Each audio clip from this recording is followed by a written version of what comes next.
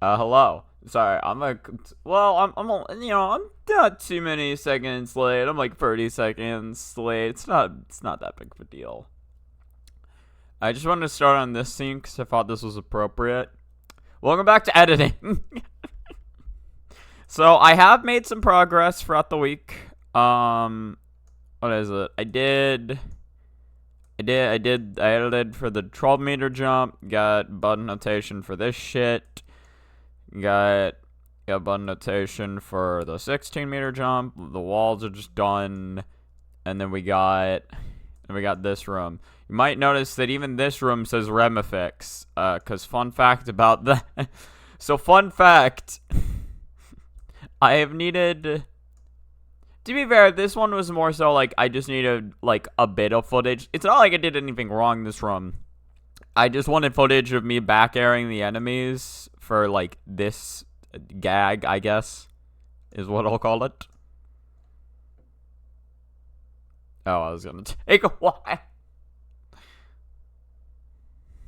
In this next room, inject all the enemies with steroids until you're satisfied and move on to the next checkpoint.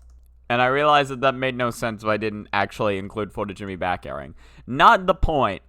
The point is, look at how many Remifix files I have. I have Remifix 2, 3, and 4, for real, because this is Remifix 4, which I didn't realize until this morning, but I typed it as Femifix, which I don't know how I did that. I don't know. I could have just typed this as Remifix 4 and it would have been fine.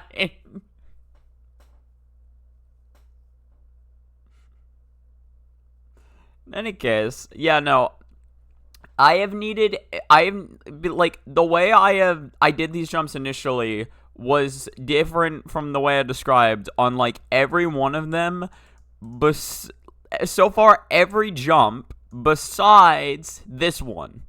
I listened to the audio last night, I looked at the footage. This jump, this is pure just this footage. It's the first one that I don't have to go and record additional footage for. So I'm pretty happy about that.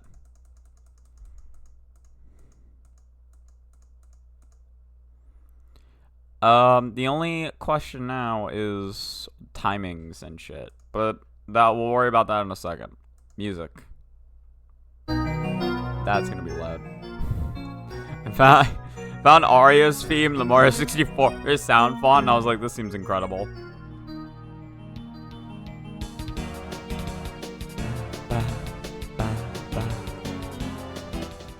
Bro, can you imagine doing a Majora's Mask randomizer of this?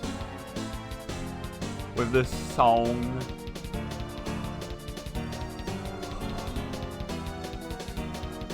Okay. So what do I say again? I kind of forget. Off the platform and keep holding left until you hit the wall. From here, perform a wall jump whenever you feel like it. Okay, right.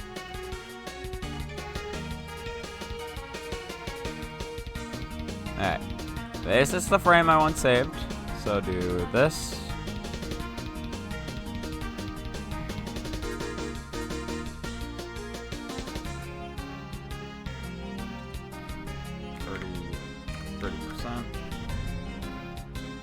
I realize, hold on. From here doesn't start on this frame, does it? From here, perform a wall. Or, no, from here starts, but I mean, perform isn't. From here, perform. I wanted to start on perform. Here, perform a wall. Here.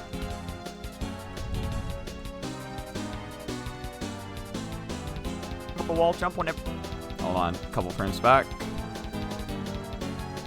Perform a wall jump whenever you feel.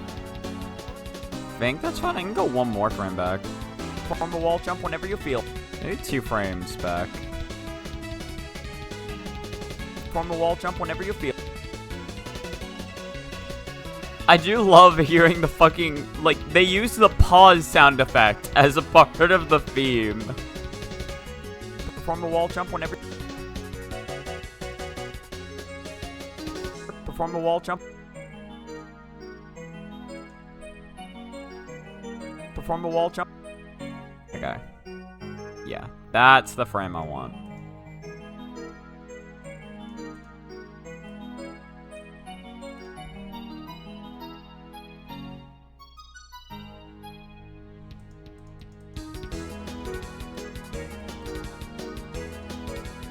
Okay.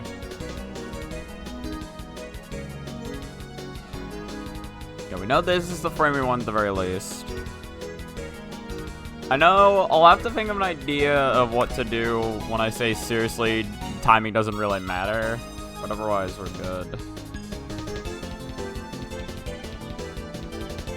Whenever you feel like it, seriously, the timing really isn't that important for this one. Then start holding up right and perform an up B once you get under the steel B. Then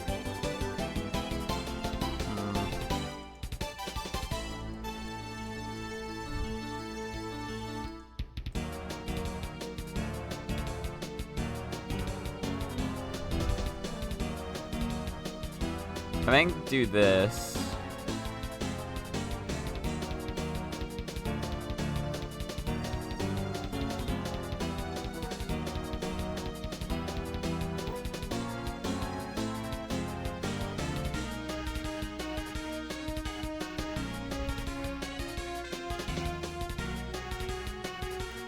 This is gonna be weird, but hold on.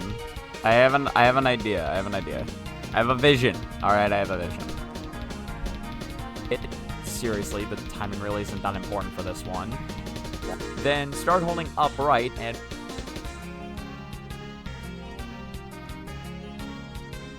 it's like somewhere around here. Start holding up right. You get under the steel B. From an up B. Up right and no, it's still one more second back. Then start holding up.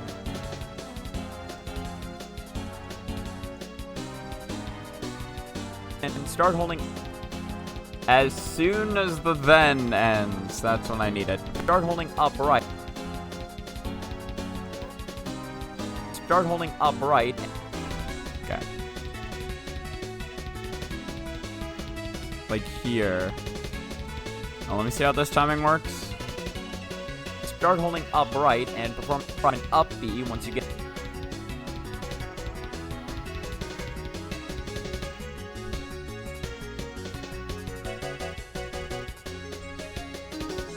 Perform an up B once you.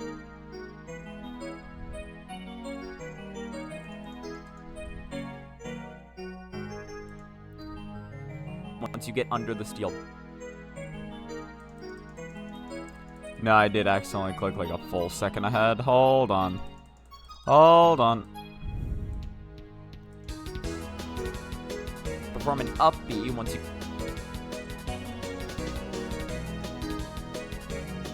Perform an up. I think that is close enough from what I can tell. And perform an up. I get it's just really hard to tell through the lag. From an up B once you. From an up B once you get. Hold on. Pause for 1 second. I need to hear this. From an up B once you get on. Yeah, because that's in the middle of me saying it. Perform an up B once you get.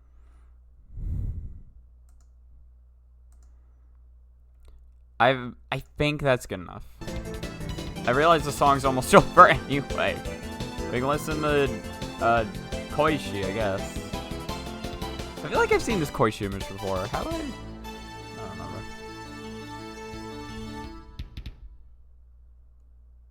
Very good song. Whoa. The full wave effect going on. That's not. That shit ain't supposed to be open. That shit is sewn. Everyone's favorite character, Ellie.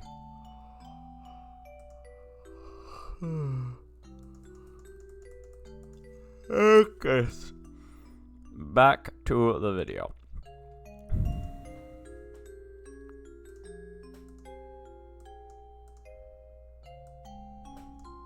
So like this.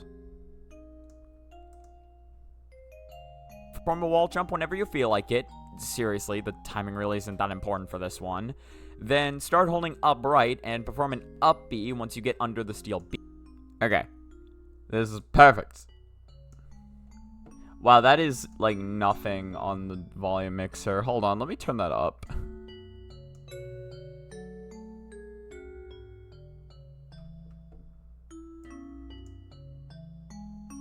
I might need to turn that down later, but for now, at least let me make the song audible. Should be fine. That should be good.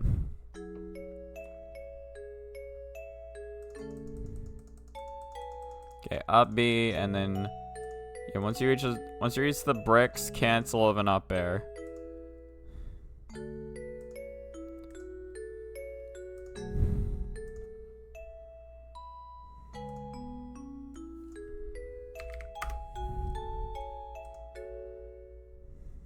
B once you get under the steel beam. Oh, crown. The free fairies of silk are here. It's grandmother Sunny Silk. I don't know.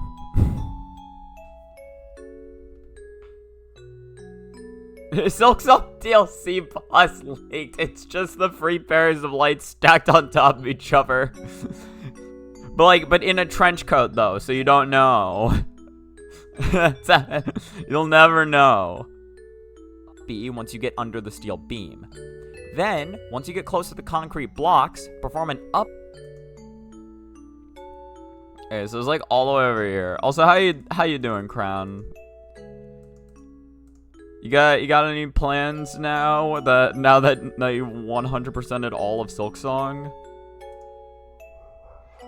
Concrete blocks, perform an up air.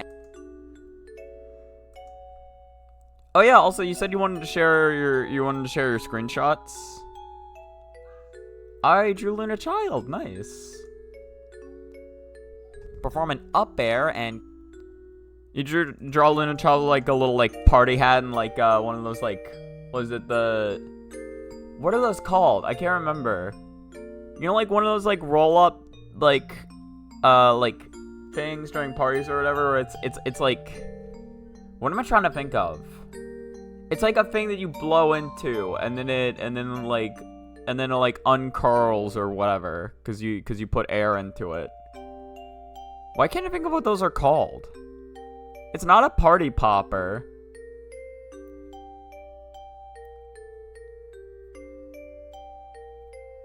What are those called? Crown, you know what I'm talking about? Up air. You know what I'm talking about? This Luna? Let me see this Luna. I gotta go on to twitter.com. Aw, that's cute. I see you're an Architect user. I do know Architect's good from what I've heard. I never liked it myself, but it might be funny to use. That's adorable. I always loved Luna's triangle mouth. Wait, I thought it was good. Maybe I'm crazy. Speaking of shit, what the hell is this one? I don't remember this charm at all. You used it to give it a chance? Okay.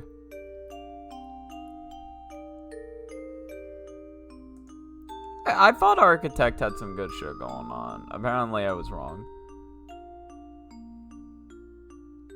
Oh, this is a Steel Soul exclusive tool. Okay, no wonder I don't remember it. What the hell does it do? You got one retweet. Technically, I can sign in right now, and I can interact. I can engage with Twitter. Give me a second. I already have an account.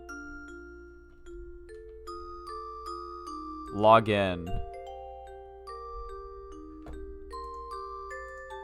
I had to create it for something.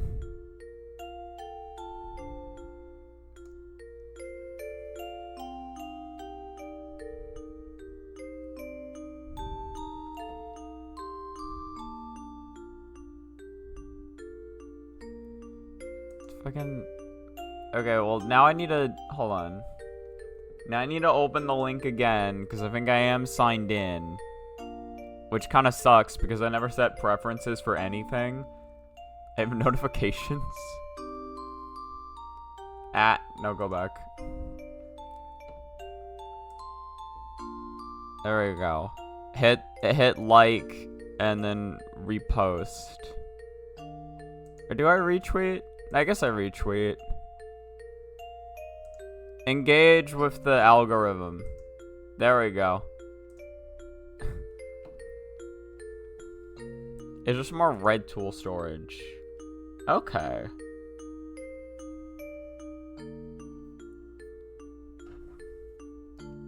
The screenshots were sent. Hold on, let me open the Discord.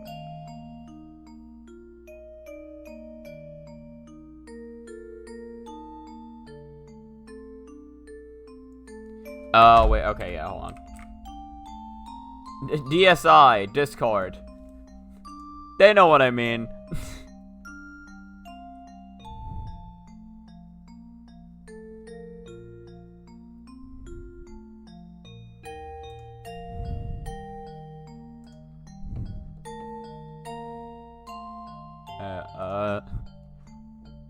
A test is needed to ensure my strength for a greater challenge soon to come. Alright, I forgot you talking about this. It's just like... Gilly's like, you didn't need her soul, why'd you do it? Passing of the age, there he is. Hey, here's 3-in-1. The speed completion, goddamn.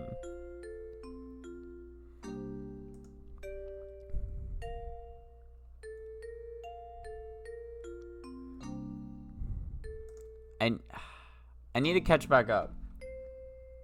I need to catch back up. At one point I will. I need to complete that fucking Hunter's Journal is what I need to do. Because isn't that an achievement? I'm pretty sure it is.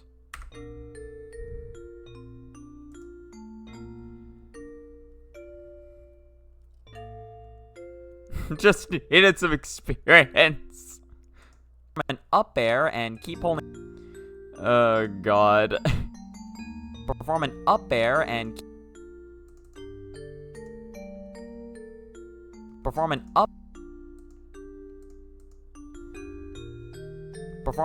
air and keep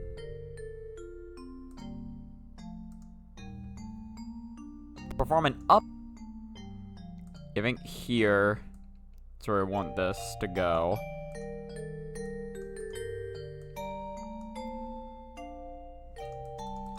Keep holding right until you reach the wall. How do I describe this? Hold on. Up there and keep holding right until you hit the next wall.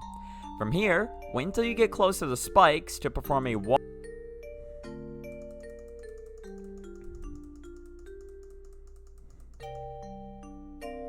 Wow, I was not even close. You know, like close enough. Works the same.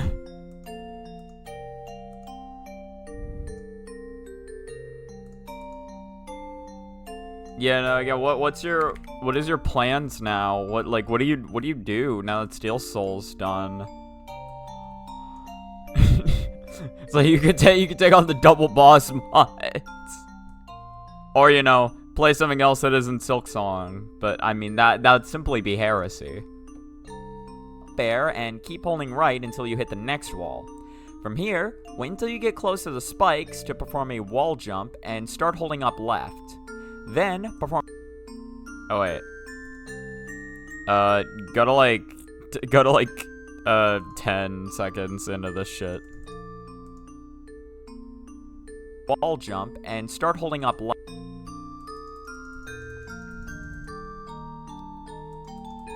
The world always needs more Luna.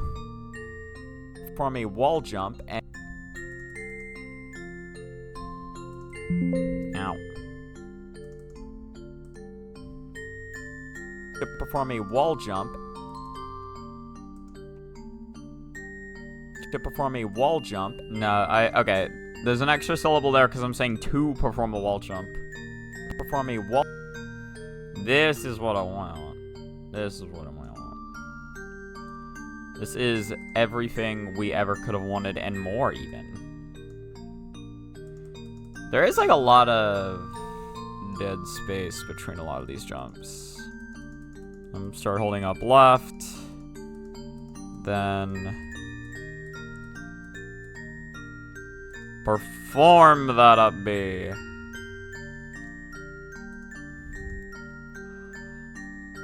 Hollow Knight card with the iconic playable characters like Crystal Guardian or Grohl the Great. Oh yeah, by the way, you see Mossbag's video? Mossbag's lore video he dropped. Oh no, of course, no, yeah, because you talked about this last stream. I just like, I love fucking, like, stream of Grohl the Great just reminded me of the part of that video where he's like, now, I know many of you are fans of Bilewater out there, but you have to understand that in the context of the lore, Bilewater is actually a bad thing.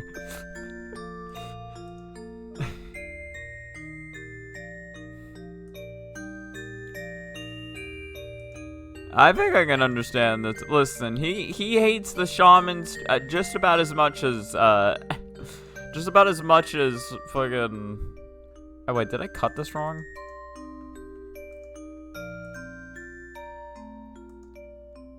He hates the shamans just as much as Hornet does, I'd say.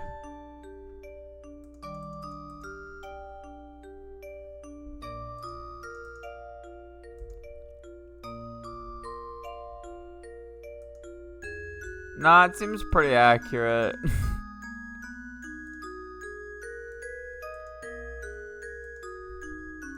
To go by the lore. No, I guess this is as good as it's getting. Just whatever. I think because I slow it down, it adds some of the extra frames that were lost. Cause check this fucking shit out.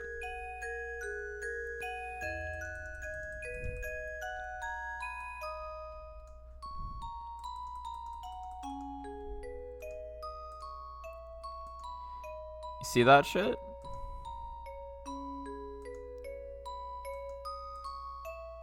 Because I feel like that's farther along.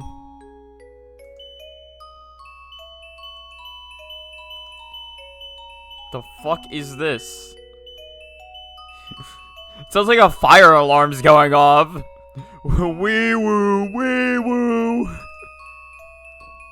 I'm curious. What does your snail shaman tier list rank the snail shamans?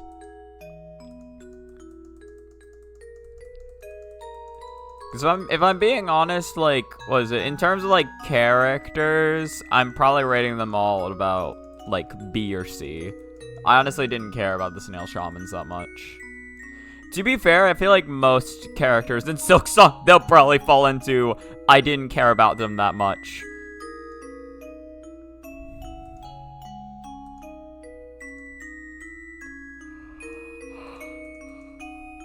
This is just how I am with characters. I grow no attachment. Then, perform another up B to make it to the next gap. Caretaker is S, Chapel Maid is A, and Bell Hermit is A.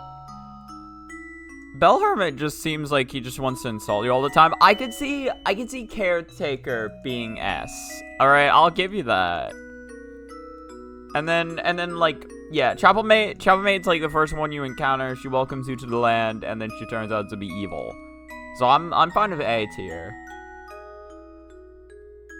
The dead guy in Bottled Water is B. Yeah, he didn't really have much of a chance to do anything. Unfortunately, yeah, he must go into B for Bilewater, which is where he decided to go. If he had gone anywhere else, he could have been a great, but now he's dead. And perform another.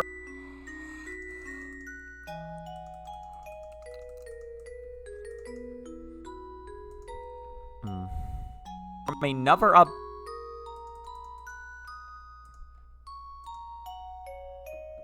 Perform another up B to make.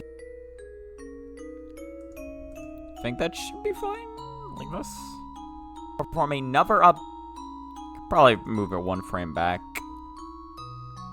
Perform another. Could I could probably do that, yeah. Perform another up B.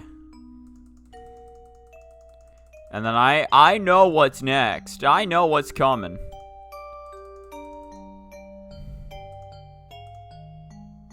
Oh. Well, I guess I do run out of juice on this frame.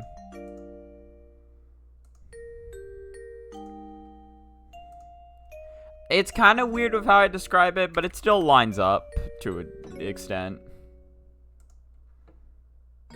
For up B to make it to the next gap. At this point, you should be out of up B juice, so cancel over an up air and start drifting towards the wall. Perform one... I mean, it still technically kind of works.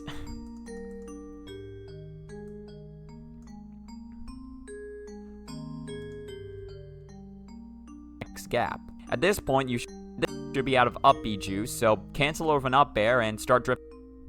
Okay, yes, like 18. So we'll do 17. Cancel over an up. So like, just like this.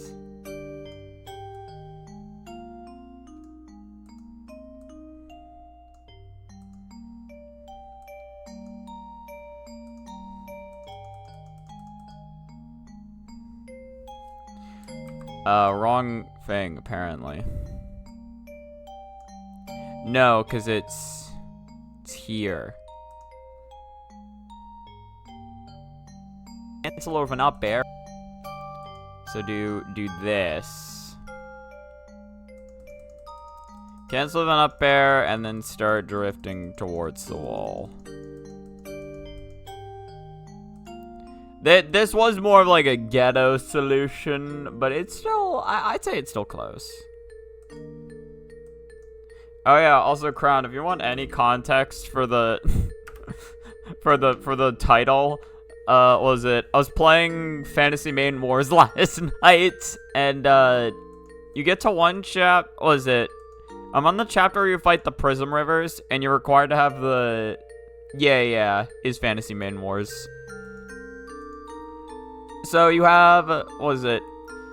You get past the first phase of the Prism Rivers, and then they all combine together into one unit, and Sunny, Luna, and Star are there, because they're forced to be there, and they're like, wait a minute, why can't we do that?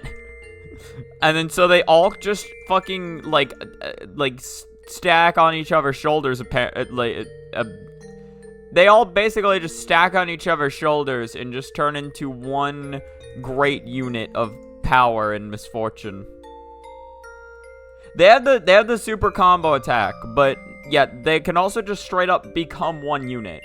So you take what would be 3 units and you combine them into one unit, which is, the cost of it is the combined form of all 3. You can uncombine them whenever you want, and then also you can use any of their abilities when you attack. But also, like, despite the fact that it's the 3 of them, it also counts as its own separate unit, and it has to be upgraded differently. If I was really trying to use the 3 fairies, I'd probably use it, to be honest, but, I think I'm good. We are the Sengetsusei. What is it? Sunny, so they combine together, and Sunny's like, who the heck do you think we are? Which I think is a JoJo's reference. Thought that was cute. Perform one more wall jump. Start.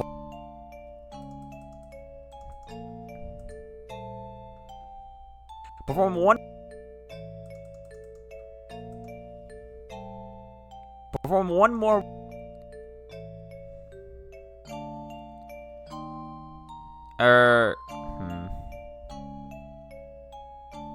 Well, if that's the case for one, like 35, 34? Whatever, 35.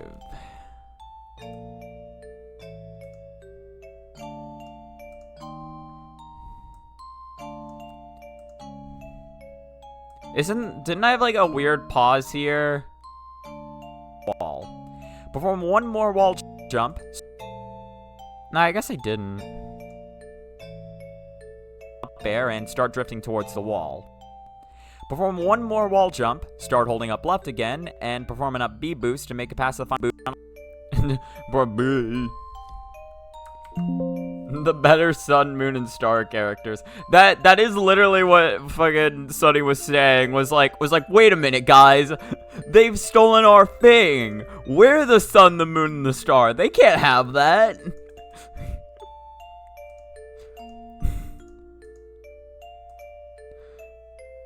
It's like, Sun, they all combine, and then like every other character is like, alright, time to combine now.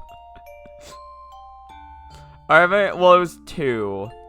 Right, it was the Aki sisters tried combining, and then, or proffered combining, and then Notori proffered combining with Marissa. It's like, we'll be the friendship duo. Perform one more wall jump. When did I add an extra, like, 100 layers? Again, I'm not surprised this is lagging when I have, at this point, probably just straight up, like, 1100 layers in this one video. Perform one more wall jump, start holding up left again, and perform an up B. Huh?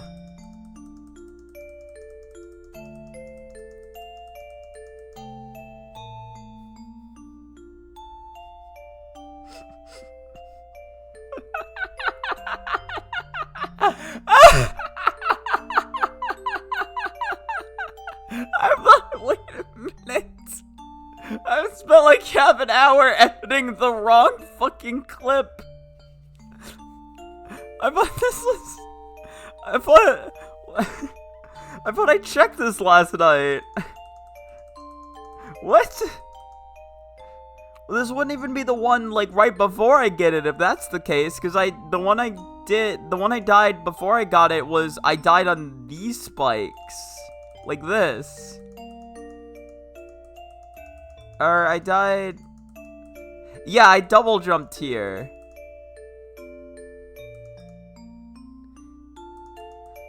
Wait a minute. I thought that's what I was editing. Oh, fuck, guys. They added Path of Pain in the Silksong early. I didn't even know. I didn't even know. Okay, well, from the top.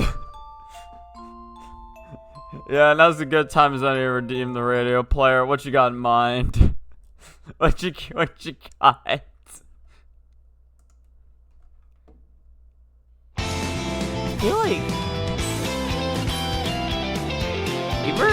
I feel like we've listened to this one in the past. I'm down to listen to it again.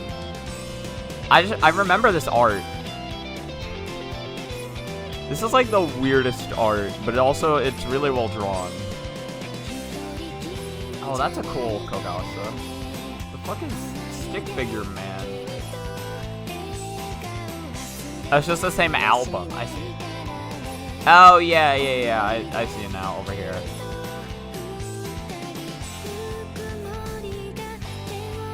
Alright, let's watch this clip real quick. Get through if we...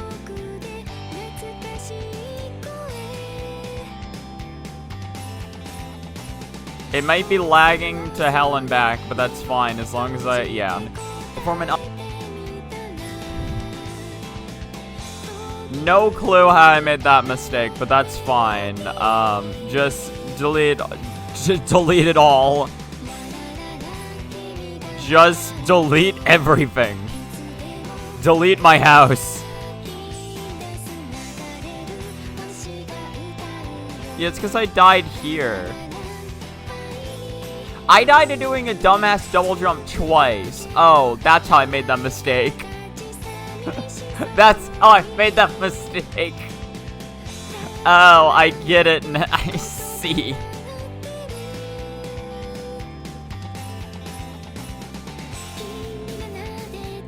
Well, you'll never know the difference. No, you will know the difference because I used that. No, you absolutely will know the difference. Okay, hold on.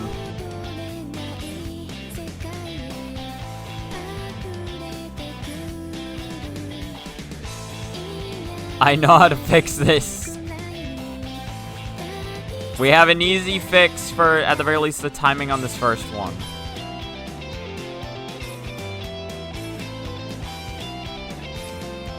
Because if we know that that is the timing, right?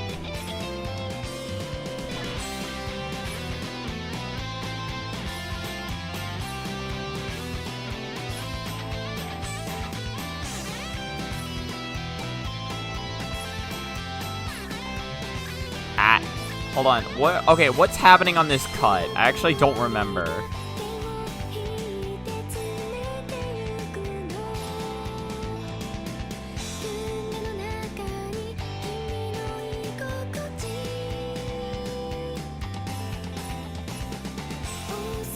So I think yeah, because it's 30%. So this first clip literally, like, the end of this clip needs to be... Oh, well, no, that makes it simple then.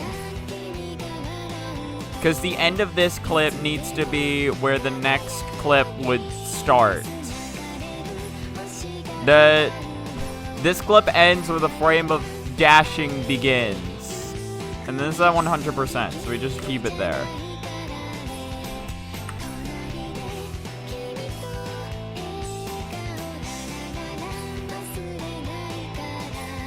Look at this. You'd never be able to tell the difference. Unfortunately, it doesn't matter. Also, you definitely would be able to tell the difference. Alright. Run it back! Run it back! It's gonna be so quick this time around. Well, didn't we listen to this Flandre song before? I remember liking this. I think. I did. We'll listen to this once, and then we'll go back to peaceful Koishi in the sink. Wherever the hell Koishi is. She's in some watery place.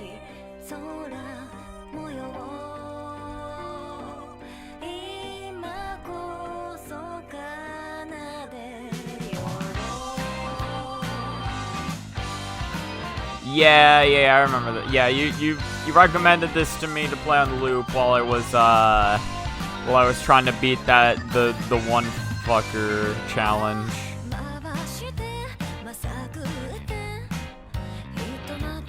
Wasn't this? No, this wasn't where I said perform. It was here. Except I didn't do it like that because I'm remembering.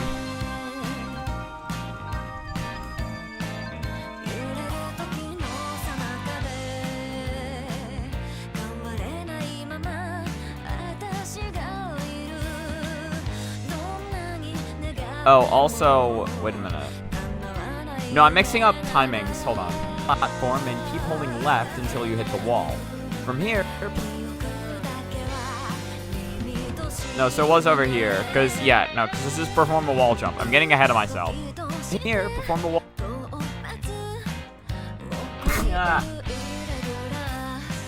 You need to make a playlist with songs from that video when God Home releases on Silksong.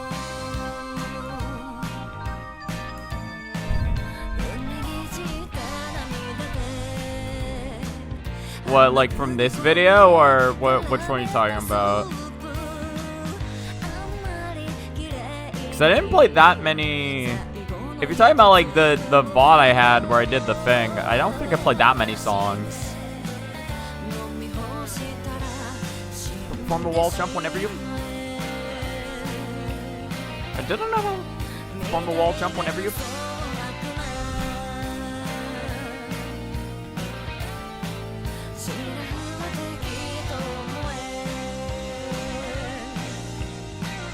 Perform the wall jump whenever you feel like it. Seriously, the timing really... Pantheon of Harlem versus one shit post. Still featuring fucking bonfires, not tragedies. I haven't listened to that song in a while.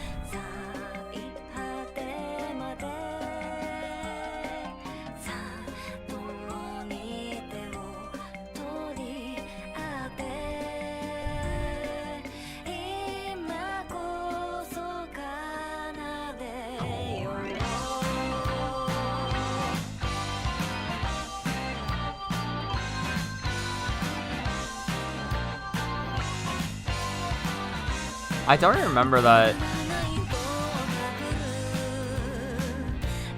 What was that thumbnail, actually? I don't remember.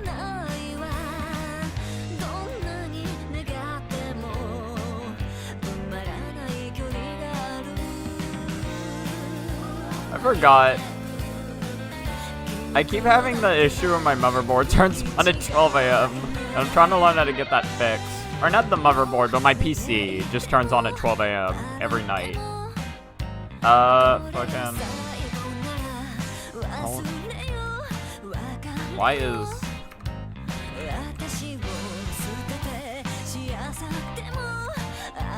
Or just P5 versus 1. Shit.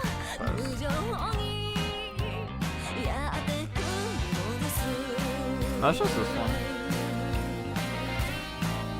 I don't remember.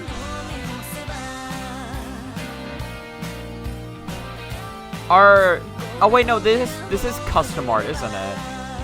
No, it is. I forgot. For some reason, I thought that was in-game art. No, that's not in-game art.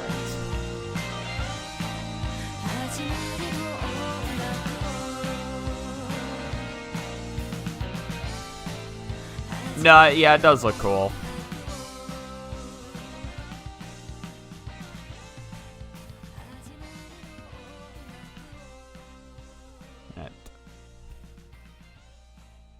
Back to you.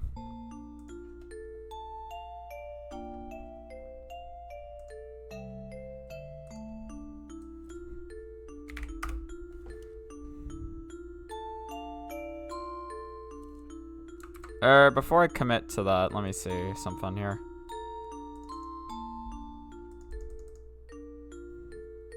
See, the cut I did was more so down the middle. Shit, redo.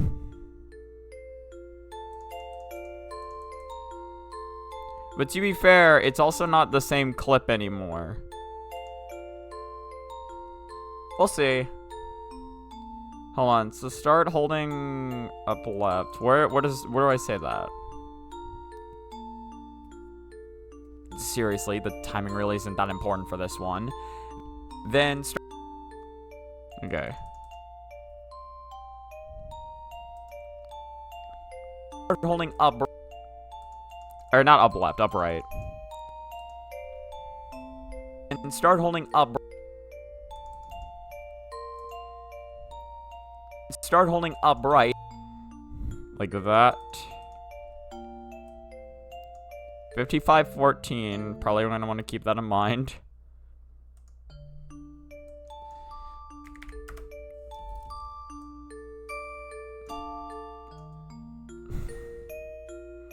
Start holding upright and perform an... Is that okay timing?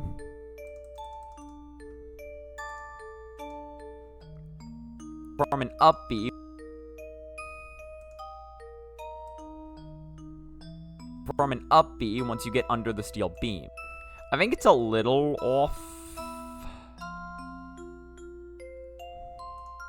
But also, I think... Because what is a start? Start holding up. I could probably have it be here. Start holding up. I think if I move these both over by 1. Perform an up B once you get under. Perform an up B once you get. I think that's fine. I think it's fine. Send it. Alright. And then... Oh, wow. Well, shit still works, I guess. And to be fair, it is when I got close.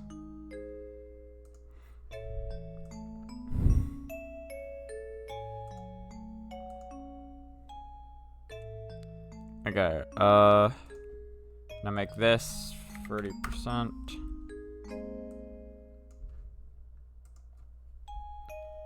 Deal beam. Then, once you get close to the concrete blocks, perform an 1, 2, 3, 4. Actually, no, back by 1, and then blocks, perform get to 210. Perform an up. Get to 215. Perform an up.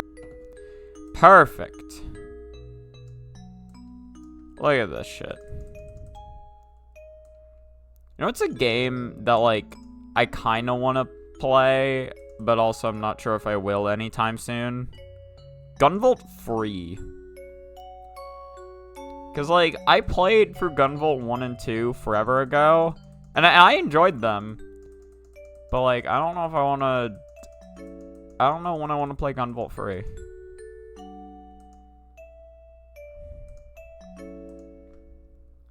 I think Gunvolt's just hilarious, because the more I, like... When I was first playing Gunvolt, I thought, like, the game was, you know, like, decently hard, or, like, challenging. And then I learned how the system mechanics worked, and I realized that it's, like, almost impossible to die in Gunvolt ever. Hello, man. How you doing? You're just in time to watch me edit 30 minutes of actual footage that'll be used, instead of 30 minutes of a failed attempt that I thought was real. Gun ball? Yeah, ball of gun. Oh, wait. What did I think of what? Of Gunvolt, or...?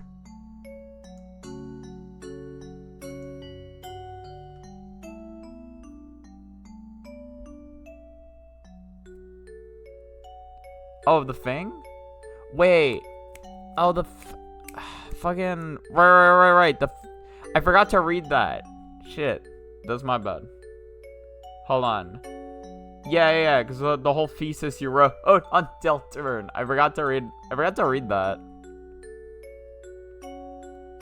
I have a proposition, because I actually do want to read it. Link it to me again, and I'll keep it tabbed, and I'm going to read it after I'm done editing for today. I don't know if I'd be able to read all of it, because it's lengthy, but I do want to at least read it.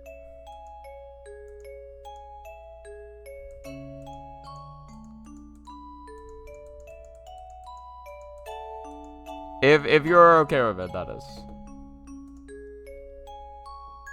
Alright. Nice. Yeah, it's 12 pages. Alright, I will keep this tabbed. And again, so after in like an hour and 11 minutes roughly, I will actually read this. I should read, because I do want to. I literally just forgot.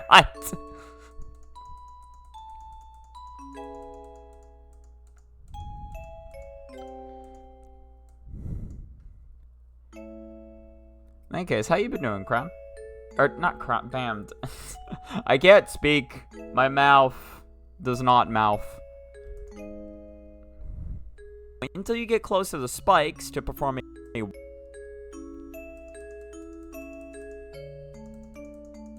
You're starving?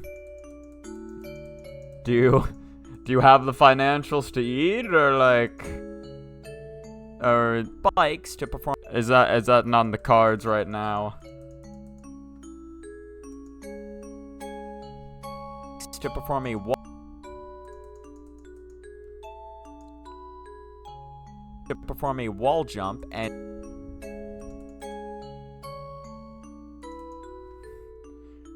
You're keeping yourself sane by writing. Now it's all out. All the sanity is gone. Perform a wall jump. Perform a wall jump. Perform a wall jump. Perform a wall jump. Alright, do it like here, and then that's 30%, and then that's here.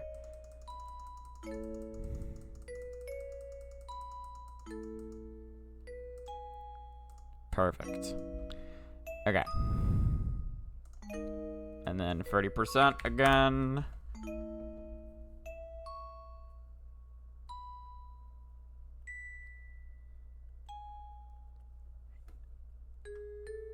Yeah, or like, actually, yeah, how far, or I assume you mean like from Deltarune Chapter 5 releasing, right?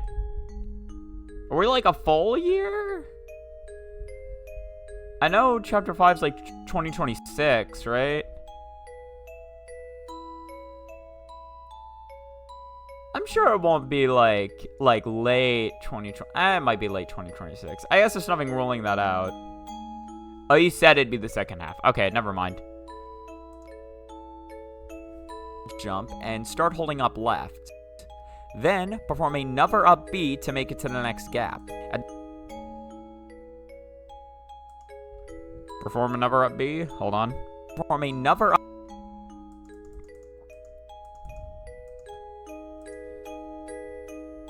Perform another.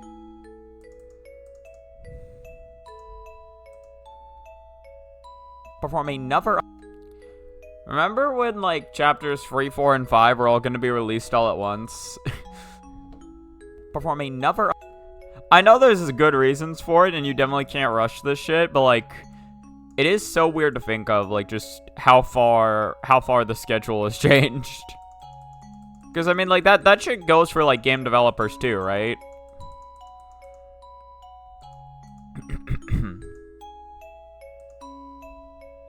Where it's just like you have a plan, and then you're just like, man, this plan did not go even remotely like I thought it would. Well, time to improvise. I remember thinking Deltarune would be finished by 2025. Deltarune released in like 2017, I think. It's been a long 8 years. There's been a lot of shit that's happened in the world, though. Oh, no, it was 2018. Alright, it's been a long 7 years. At this point, you should be out of up B juice. At this point, you should be out of up... Oh, wait, no, yeah. At this point, you should be out of up B juice, so cancel over an up. It's 17. That's what we need. So, cancel over an up. Oh, that was the same year going to Touhou. That's sick. I didn't end up getting into Touhou until, like, I think 2020, actually. I think late 2020. The era of the Corvid. That was when...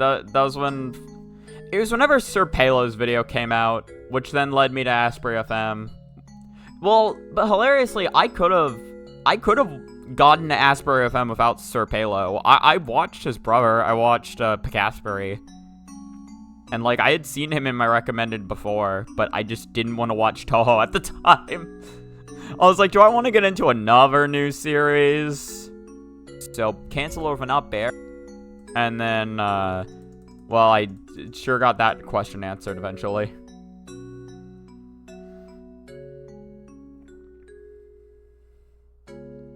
I didn't even know he hurt his hands. I really don't keep up with people all that much. That would explain a lot of the delay. And then, yeah, like, the pandemic happening definitely fucked things a lot. Cancel over an up bear.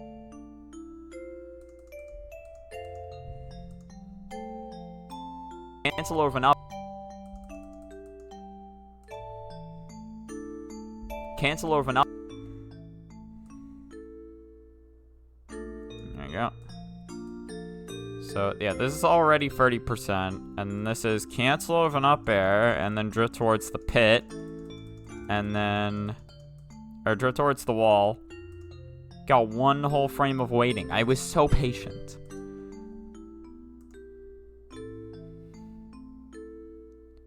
He couldn't play the piano. Well, I mean, if his hands hurt, that does make sense. I imagine it would be quite difficult to play the piano under those conditions. 309% speed. Send it.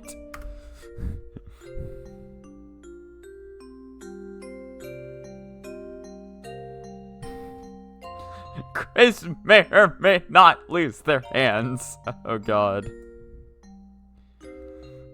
It's Toby enacting his revenge, just like, if I can't play the piano anymore, then neither can you. And he just fucking draws like a red line through both of Chris's hands.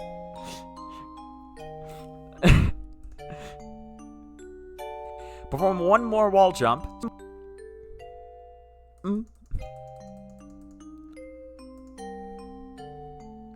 Perform one more.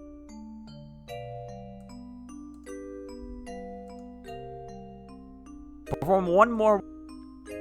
Honestly, I think that works fine. Perform one more wall jump.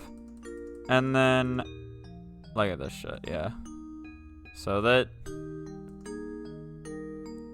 I was doing it a little wrong at the time, because that is jump into B, not B into jump. But that's. Listen, it's fine. You don't gotta worry about it. It works either way. It works either way. Don't worry about it. Don't worry. Wall jump. Start holding up left again. And performing up B boost. Okay, we need 24. And perform.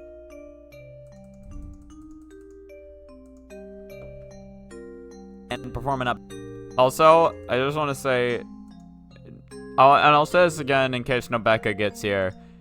But Nobeka and Pake are slowly turning me over to being just a fucking the fakest Project Moon fan you've ever seen in your entire life. The more I learn about Lobo, or cause was it Pake has 2 videos on Lobo Corp and Library of Ruina, and like my god, I actually really do like the story and the world they're building, but like. I don't want to play Lobotomy Corporation, but I might actually play Library of Ruina at some point. Maybe. Performing up B boost.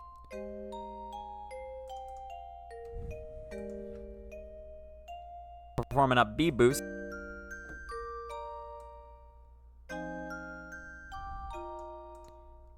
Yeah, but at this point I've never played the games. I've just watched like I watched a total of 8 hours, though, explaining the fucking plots. Because the Lobo Corp video was, like, 5 hours long. Or, sorry, no, the Lobo Corp video was 3 hours long, and then Lobotomy Corporation, was like... Or, Library of Ruina is fucking 5 hours.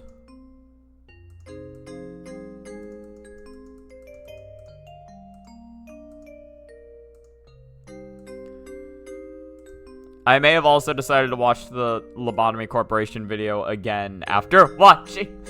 I may have decided to like re-listen to a 3 hour video again after watching said 5 hour video on Library of Ruina, literally just because there was so much shit where they're like Pig's like yeah, you remember this plot point from the first game? And I was like, no, actually, I don't remember this at all. It's like, what do you mean this character died in a bathtub? I don't remember this. What? That happened? It's like, wait, there was an anomaly just called the bloody bathtub? I don't remember that. When was that a thing?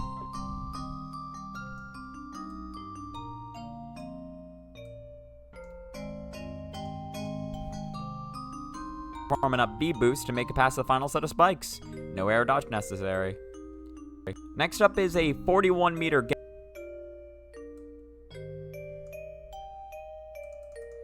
Okay. So we want it to end, like, here. Perfect.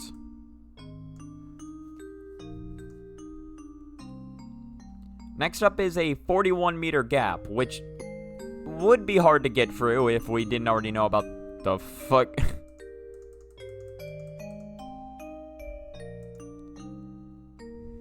Next up is a 41-meter gap, which would be hard to get through if we didn't already know about the up B boost. It's like she just flounders around so much. Let's try to even remotely see what we got so far. Spend an hour on one jump, that sounds about right.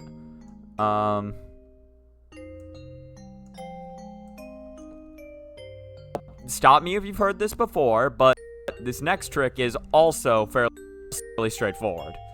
All you have to do is run off the platform and keep holding left until you hit the wall.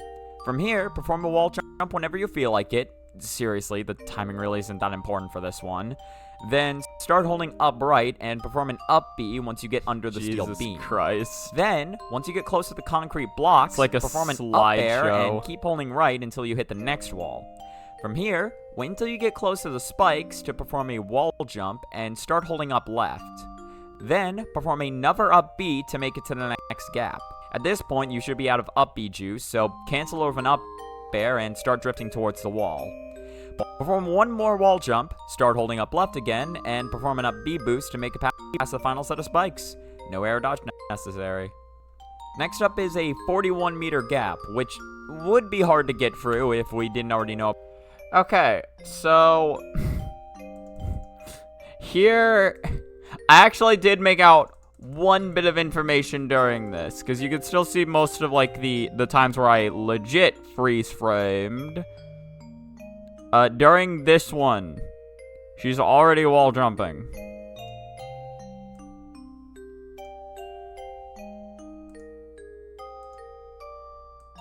For some reason. Don't know why.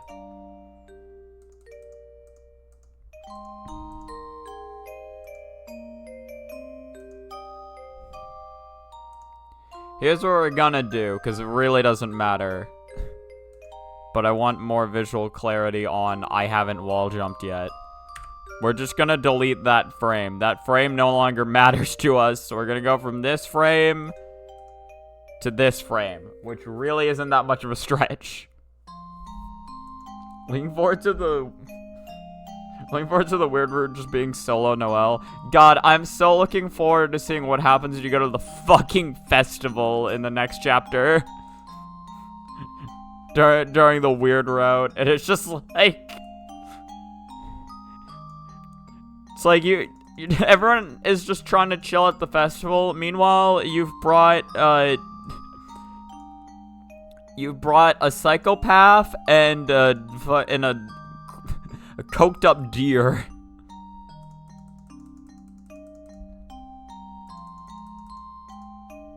Well, to be fair, Chris seems kind of intact. I don't know what his goals are, but he doesn't honestly, like...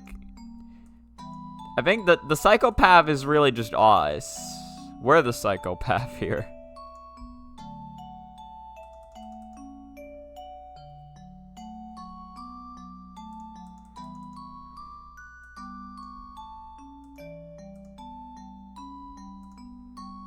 Again, we're just gonna do this.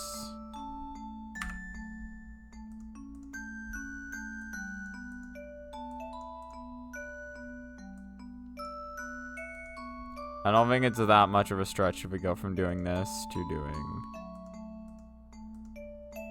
this.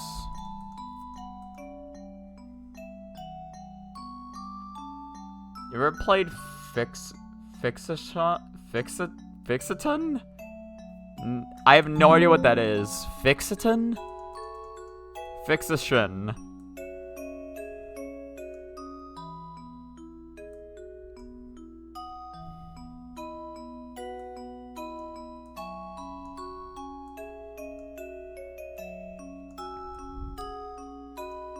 Is it like you're a musician, but you fix things? Okay,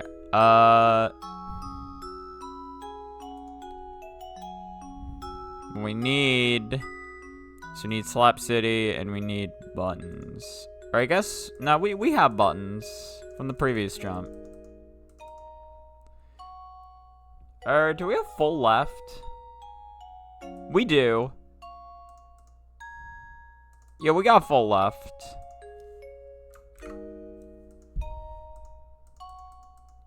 Fixation. Is that Shun or Tian? No, because it would be... Tion. Tyon.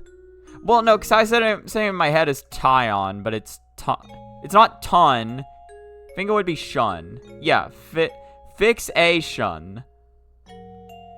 Fixation. Oh. You know what? That makes a lot more sense now that okay, you know what? Still never heard of it. But yeah, fixation. That makes a lot more sense than whatever the hell I was trying to say. For some reason, I've never actually seen the word fixation spelled before. That's my first time actually seeing it. Still probably should have been able to inference that, but whatever. It's a flash game platformer. Yeah, I've never heard of it. Also, I realize I actually do need this. Because we're dashing. We dashing, boys.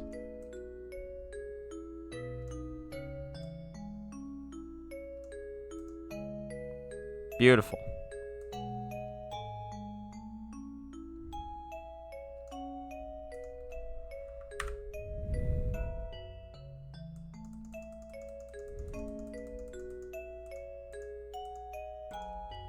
I had some Flash game emulator. I don't remember what it was, though. Actually, wait.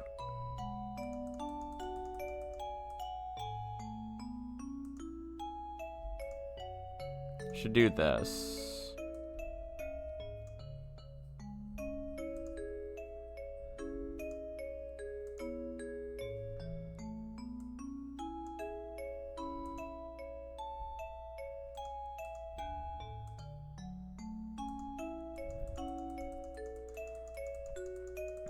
There we go.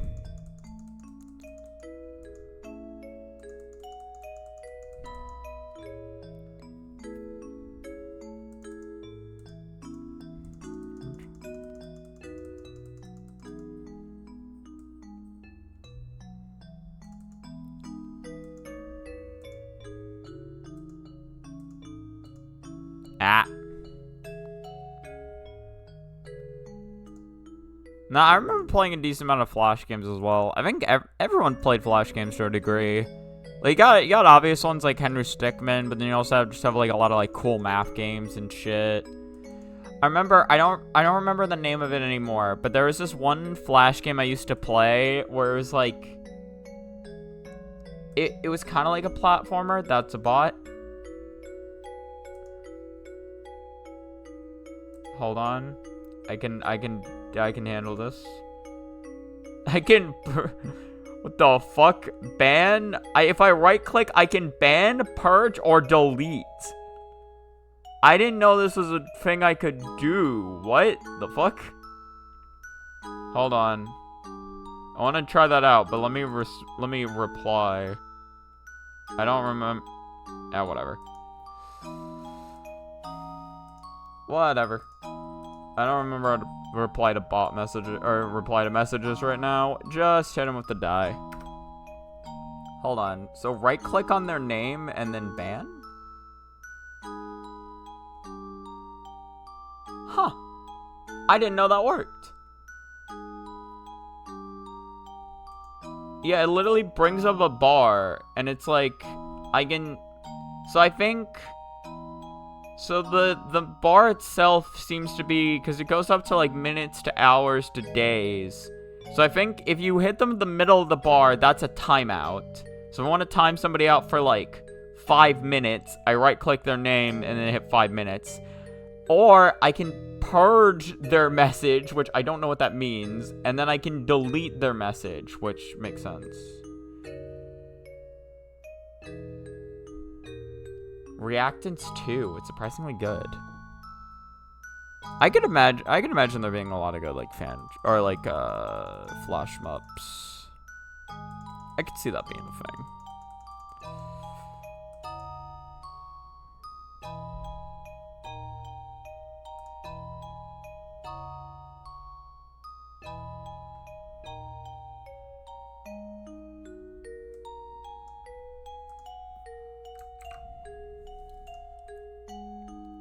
Let's try getting this to line up.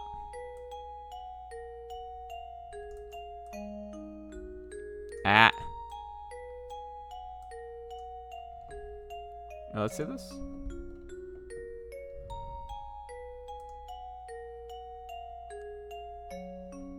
Hit the good old like button on this one.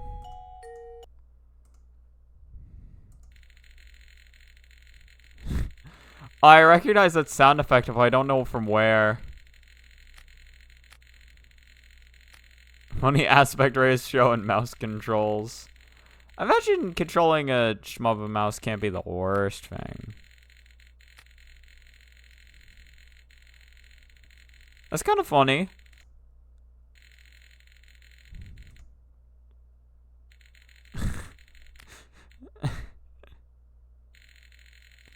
I don't know where I remember those sound effects from, but I remember them.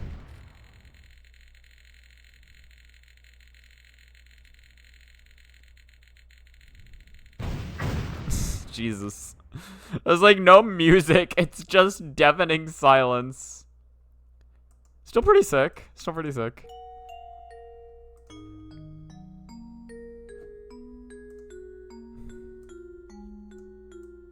Oh, you turned off the music. Was it grating?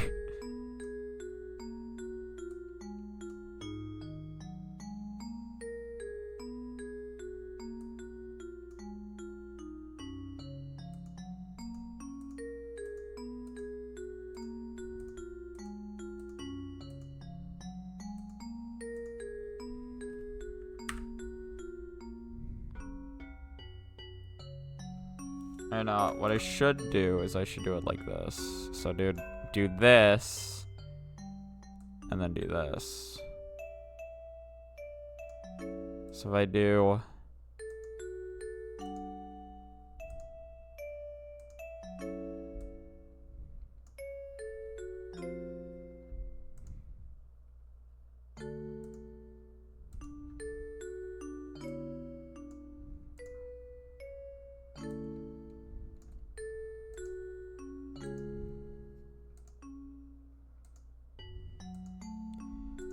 God, I can't believe it took me this long to realize I could just be doing it like this, huh?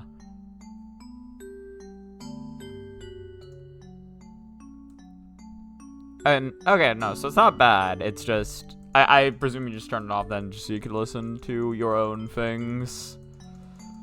I do forget that typically when people mute, like, games or whatever, because I will typically listen to my own shit while I'm playing the Touhou, but the thing is, like, when I mute Touhou, I mute Touhou. Like, I don't even have the sound effects on. But I do know some people have, like, they still have sound effects on because it helps them concentrate, but then they put on their own music for fun.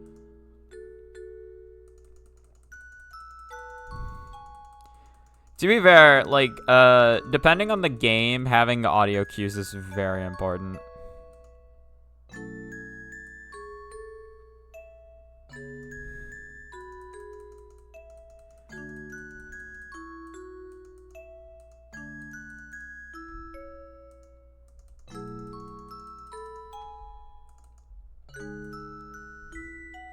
I'm gonna do this, and then do this, and then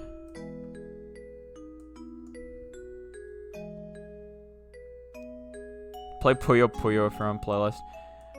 Yeah, Puyo Puyo is a little harder for me because I can't imagine sound matters too much. But to be fair, I don't really play Puyo Puyo. I was the one who got Puyo Puyo Tetris and only played the Tetris part of it. Except for in the story mode when I was forced to. But otherwise, I'd never really bothered playing Puyo Puyo. Seriously, the timing really isn't that...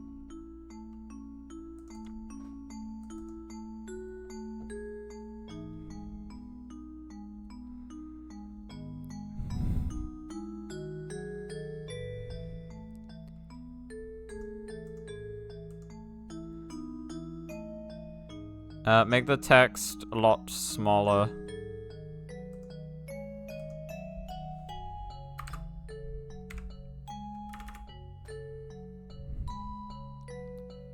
What happens if I try adding contour?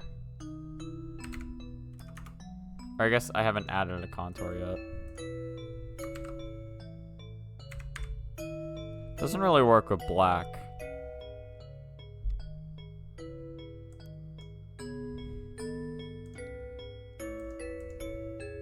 Doesn't work with red either.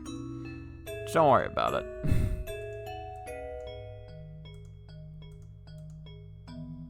Oh god.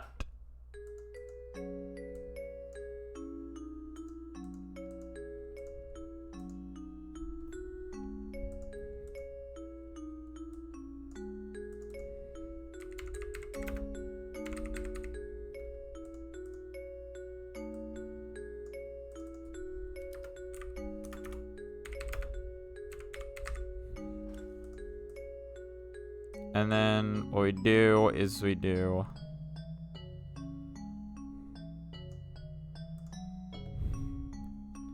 So we get a red line.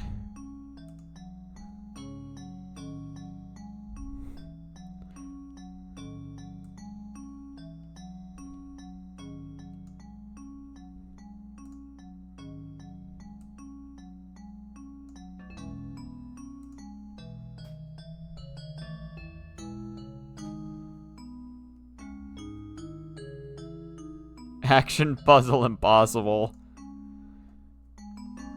I don't know, I'm just not good at Puyo Puyo. I like tried learning a bit of it, but like I'm just it wasn't a me thing. Or it wasn't a for me thing. Some people are cracked at it though, and I respect those people.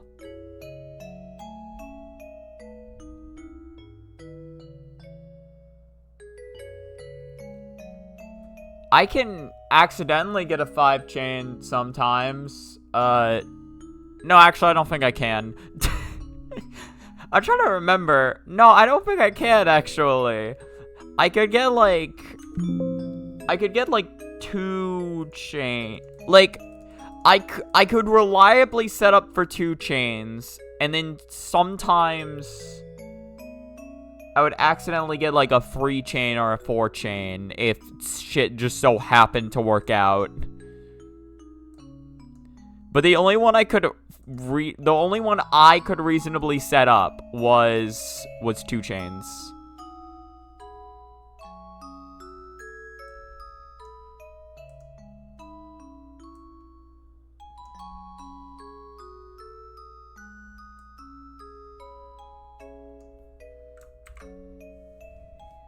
That's right. The last thing I copy pasted was a line.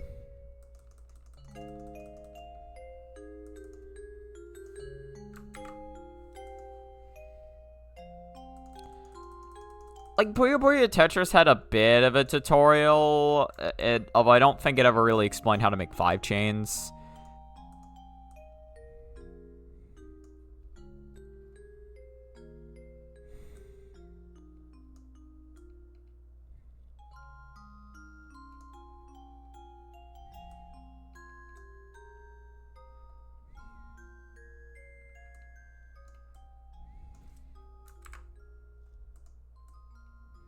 I don't know. Again, it also didn't help that, like, I had a game that I was much more comfortable and interested in learning more about. And to be fair, I'm not even really that good at Tetris. I just know how to set up Tetrises, like, faster than the average player, which, surprisingly enough, can go pretty far.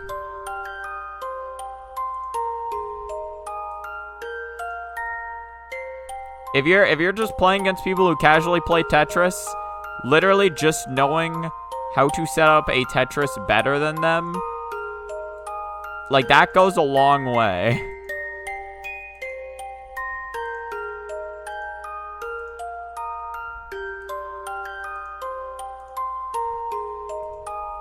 Am I in a different playlist? I am.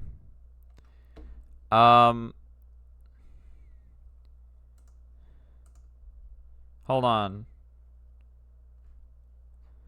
No, I guess I thought I had somewhere I wanted to go from here. All roads lead back to Bilewater. All roads lead back to Bilewater. Now, guys, you have to understand that in the lore, Bilewater is actually a bad thing. I know how many of you guys out there love Bilewater.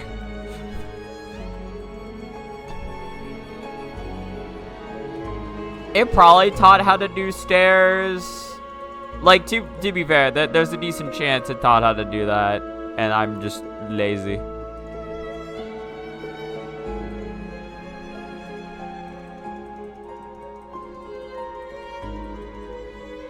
How is it 2 whole frames? I don't get this. I'm mad. I'm mad about this. I don't think I can realistically get rid of 2 frames and have it be like, nah, man, it's fine, it's chill. I don't think I can realistically do that. I think I just have to accept that it's going to be a little awkward and that she's going to be performing the upbeat before I actually put it here.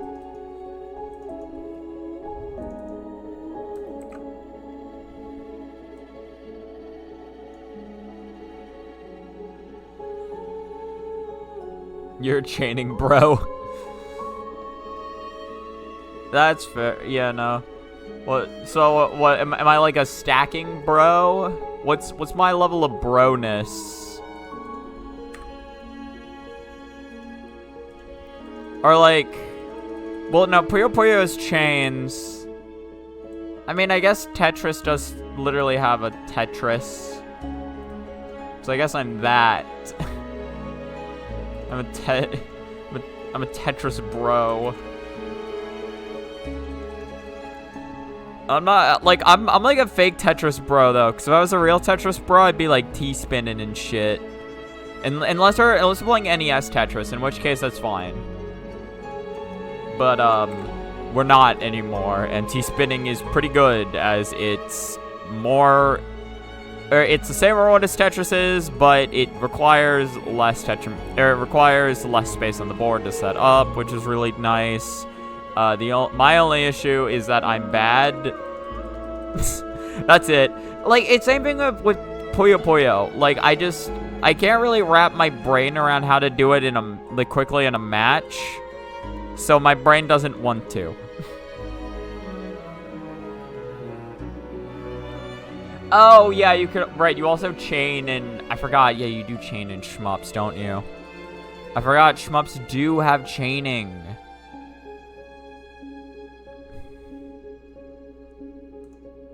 They got that shit, actually.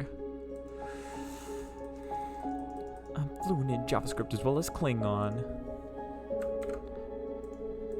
So I'm out of it.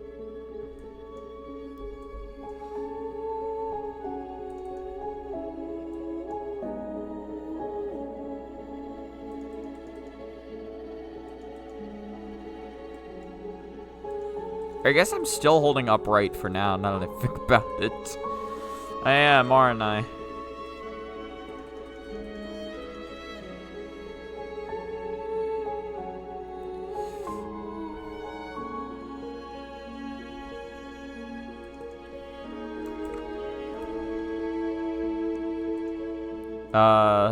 I know for the wall jump. Yes, perfect. Exactly what I wanted.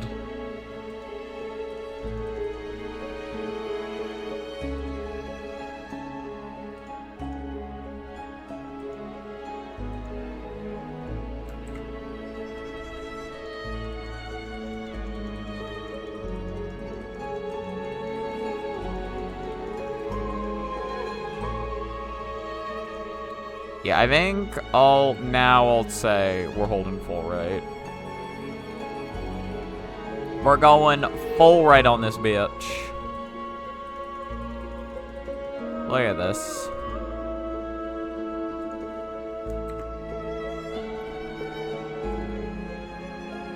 Score Dangan Feveron.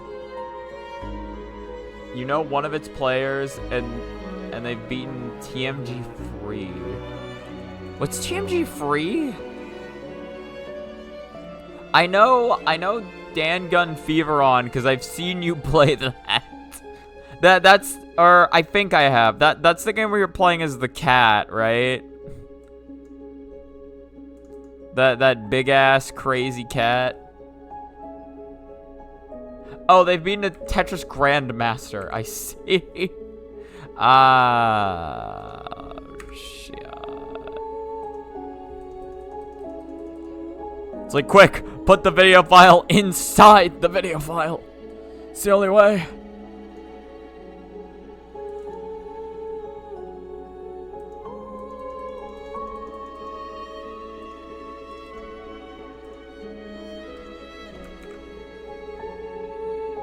Yeah, okay, it's the one with the cat.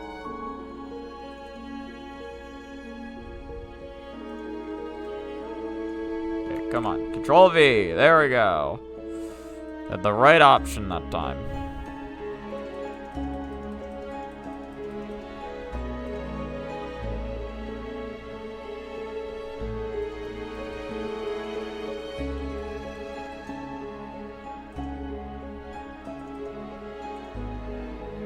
Okay, just like this. I can't wait to like rewatch this shit after working on it and realize that the timing on all this shit is incredibly off because I can't. Again, keep in mind, this is what it looks like right now when I try to view my own work. Wait until you get close to the spikes to perform a wall jump and start holding up left. Then, perform another up B to make it to the next gap. At this point, you should be out of up B juice, so cancel over an up air and start It's like it's lagging so much, it's hard to tell when I'm intentionally pausing it and when it's just lagging. Because there are plenty of times where I'm doing that.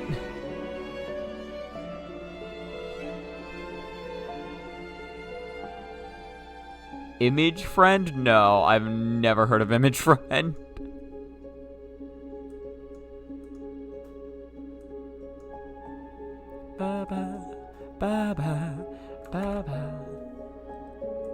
The pink and yellow eyes and creepy smile shows up when Rouse explains the Dark World to Susie. Oh, that's what they're called? I didn't know that was a character. I assumed it was gonna show up as like something at some point, given the fact that it has been the explanations, but like I didn't realize it had a confirmed name.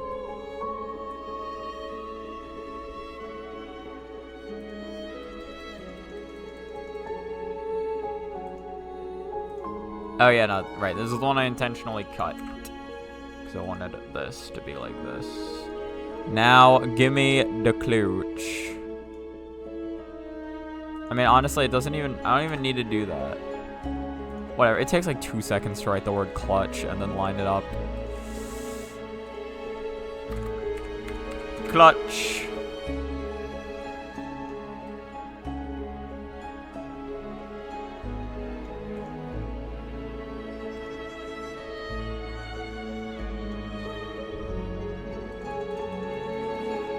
Deltarune has pink and gold everywhere. The field of pink and gold, the vast garden, shard, and inferno and jealousy. I don't remember the field of pink and gold. Wait a minute. Have we been there? Or am I just forgetting about it? Knowing myself, I wouldn't be surprised if I'm literally just forgetting about it. Start holding up.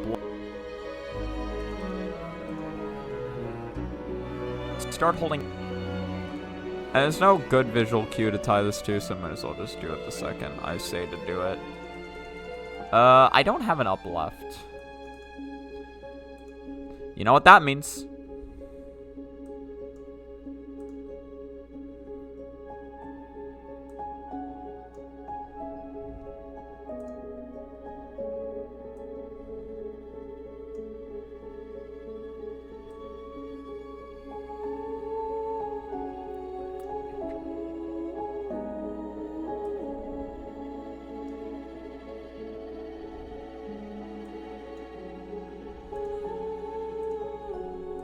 Perfect. They see me roam.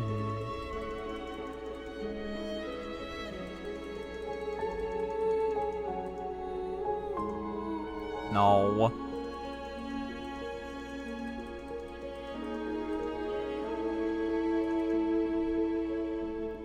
Well, I guess there's no reason not to. But I do need to go into here so I can extract it. And I can go into this. And then bam. And then I need to find where the B button was so I can do blam. Blam, there it is. That's what B stands for even the whole time. Little known fact, B stood for blam. Who would have even guessed it? Who would have known such a thing? Gerson talks about Chapter 5 to Susie. Oh, that explains why I don't remember it. I was more so just concerned about staying alive that fight. I read the dialogue, but fuck if I remember any of it. Yes, you have arrived back at Peak. All roads lead back to Bilewater.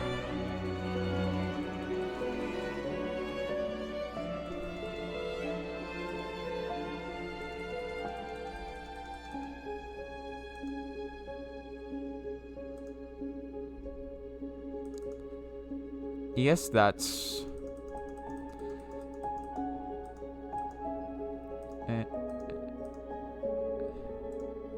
Yeah, that's probably the frame we want B to run out. Susie and Noelle are pink and yellow. Alright, Spamtown has pink and yellow glasses. I know that one. I feel like Susie and Noelle being pink and yellow is more of a coincidence. It could be used, though. Could be used. The odd controller is pink and yellow. Okay, that one's probably not a coincidence. The windows in Cyber City are pink and yellow. Dangon Fever happens to have pink and yellow, pink cat and yellow cat. It's all connected. You guys. It's like, don't you get it?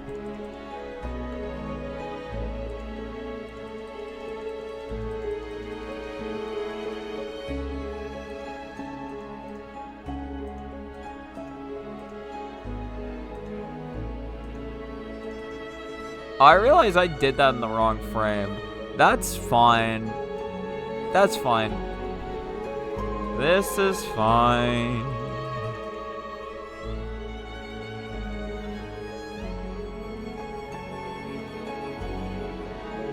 Oh, well, that's the complete wrong one.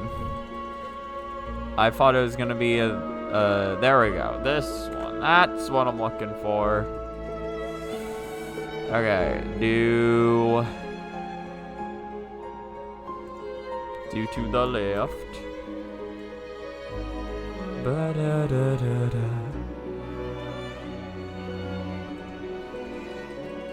I'm listening to this song until eventually I'm done editing this. Once I'm done with this section, it's coming up real soon, guys. We're gonna get past this real soon. Just you wait and see.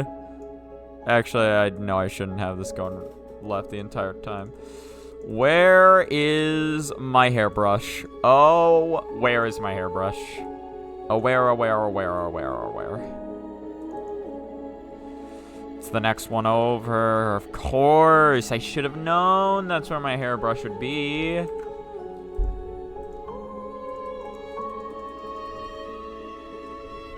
Random thing, but I don't, was it, YouTuber Simply, I don't watch him that much. I've seen some of his stuff. I generally like what I see, but like, you know, I'm not, like, I don't watch everything he do. But he did have a very interesting video where it was, he participated in like a half marathon.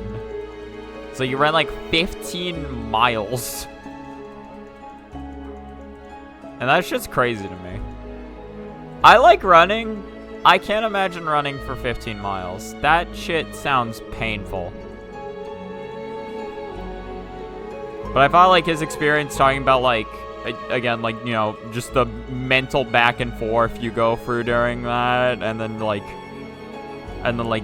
how satisfying the end feels. I'm like, damn, that shit's sick.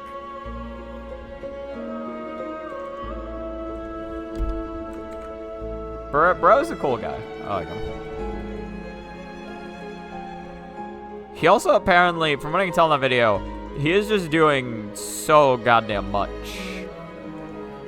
Which, I mean, at the very least, his life will never be boring. You can say that much. There is always something for him to do.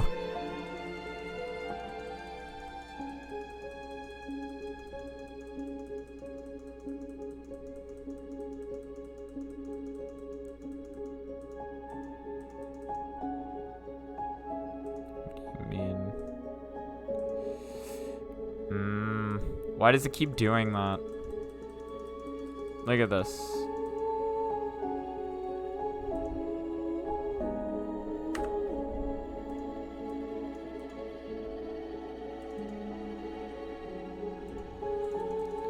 Okay, I need left and crouch.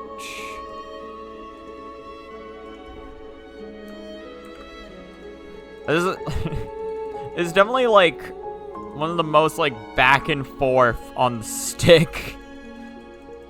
It just goes on for a while, and then again, there's just a lot of like, okay, here's back and then forth and then up left and up right, and you know, it's just it's a decent amount of things, but it's honest like it. Again, it's all very straightforward, is what makes it easy. Like, it doesn't take much explanation, and like, it's a type of jump you can just look at and be like, okay, I get it. Like, I understand why they're doing what they're doing. There's not much you need to look at and, like, have explained, but I still want to break down the jump, because it is technically a lot of inputs back to back, right? And if I'm not explaining all the jumps, then there's no point in me making a guide if I only explain some of them. Like, can you imagine if I got to this jump and I was like, okay, so what you do here is, you win. You simply just win at the game. Start holding up left again. Start holding up left again. Start holding up.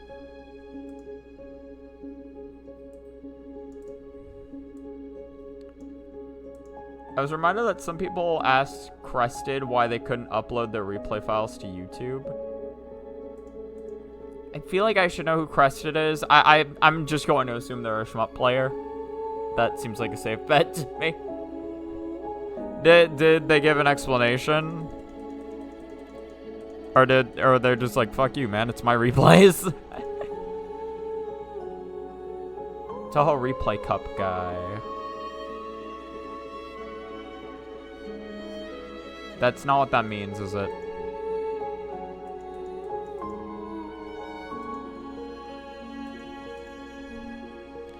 I was thinking like TRS.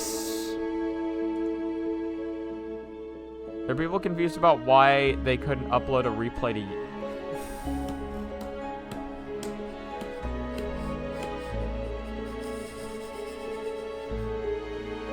I thought they meant like, man, like, why don't you take the time to, like, screen record your replays and upload them to YouTube? No, just, why couldn't... Oh my god. Yeah, no, here, let me just upload my .replay file to YouTube. I'm sure that'll work. Yeah, what does YouTube take as a... I'm pretty sure it's what YouTube takes as standardized file format, and can't imagine any problems that could arise. Oh my god, that's so stupid.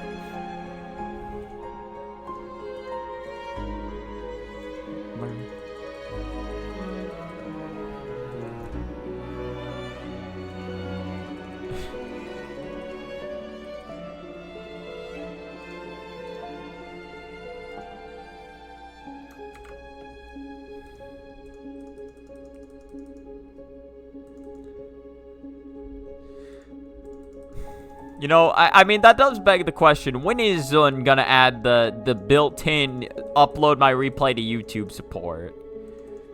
You know, it's simply a matter of time. I can't believe he hasn't already done it.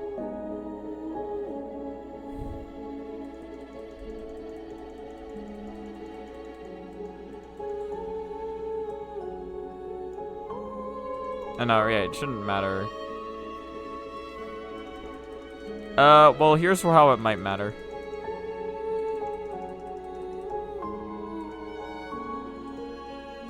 Oh, no, it doesn't matter, because it's, yeah. Because if it did matter, then it would have already.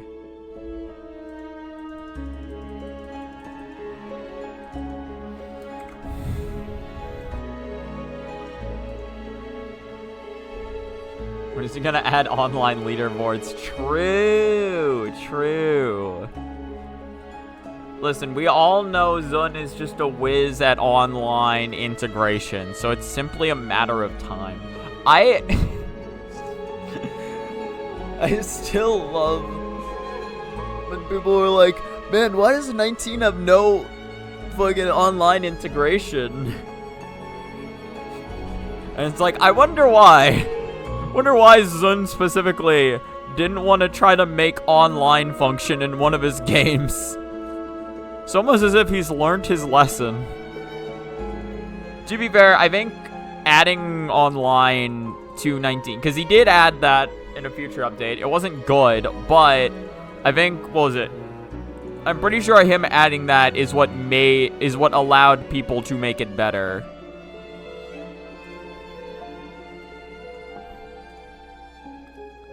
So that was nice.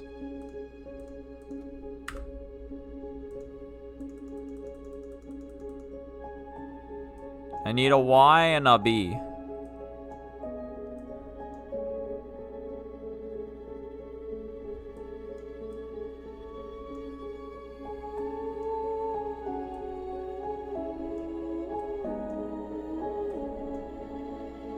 Which I realize I am not going to find from here.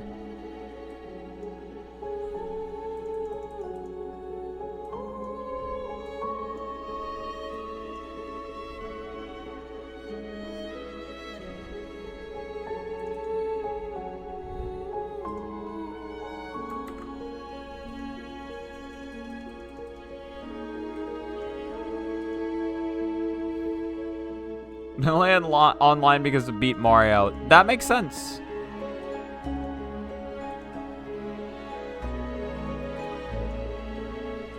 Again, online is not his thing, and he's like, I'm not gonna add online just to have it shit on because I don't know how to add online. Oh, Alice, you are back. So that, oh, thank you. You know, you are good. I hope you're doing well. I know some shit was going on last stream, but you seem to be a bit of a better spot, so.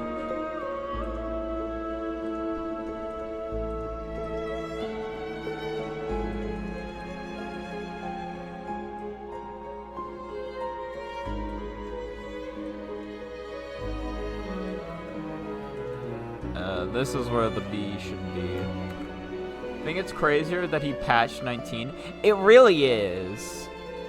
I think that I'm pretty sure that's the only time in Zun history that he has patched one of his own games. I don't think he's ever done that before, and I don't expect it to ever happen again. It didn't let anyone play it. Listen. It's in Zun's own time. He's gonna play test it, but he's gonna play test it on his own. Or sorry, he's gonna update the game, but he's gonna update the game on his own terms, not anyone else's. I guess, yeah. I guess I am pressing B on this frame. So yeah, we have Y appear for one frame. Immediately followed by B.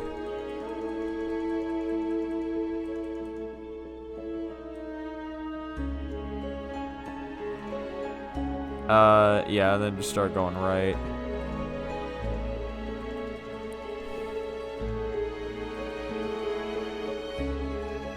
Or left, whatever. You know what it's about. You know what I'm trying to say when I'm saying and I'm soofing. And I'm so soof. There's apparently another vengeful spirit in Foul Detectives. Wait, there is? Wait, has a new chapter been released yet? The last chapter I read was what I thought would be the ending. Or like the epilogue where it's like, oh no, yeah, she's like chilled down now. She's good.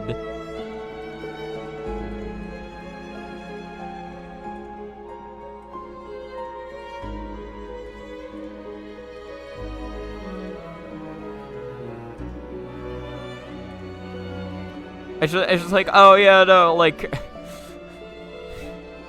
It's like her girl's chilled out now, you know, like she had a rampage, then Reimu threatened to kill her, and she's like, you know what?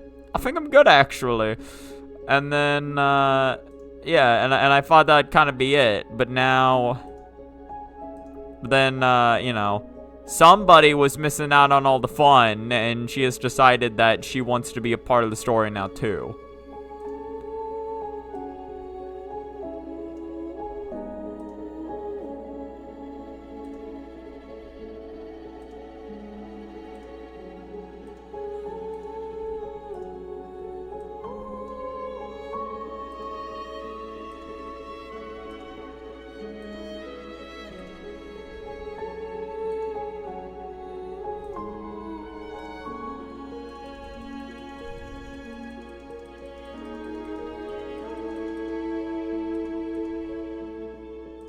And go here, and then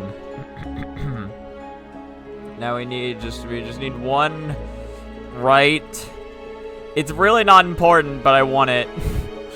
It's not important at all to have this, but listen, inputs don't end until I touch that ground. All right, inputs don't mean shit until I touch that ground. Or no, inputs do mean shit. They all are important. Every single input. So important. God, I just can't even believe how important it is. If it's Mima, no. If it's Mima, I'm gonna laugh so hard. I'm gonna laugh so hard. Because every single Mima fan on the planet is going to be like, I knew it! I predicted it from frame one! I always told you! Cheating Detective Satori! The story with the jailbreak king or whatever, that was going to be the one where Mima was. For you see, it had vengeful spirits all along, and I know that's what Mima thrives upon.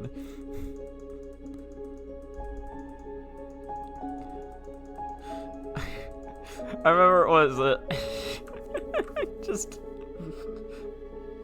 like, I just remember playing, was it Fantasy Maiden Wars? And Mima does appear in Fantasy Maiden Wars, because, like, every PC98 character appears in Fantasy Maiden Wars.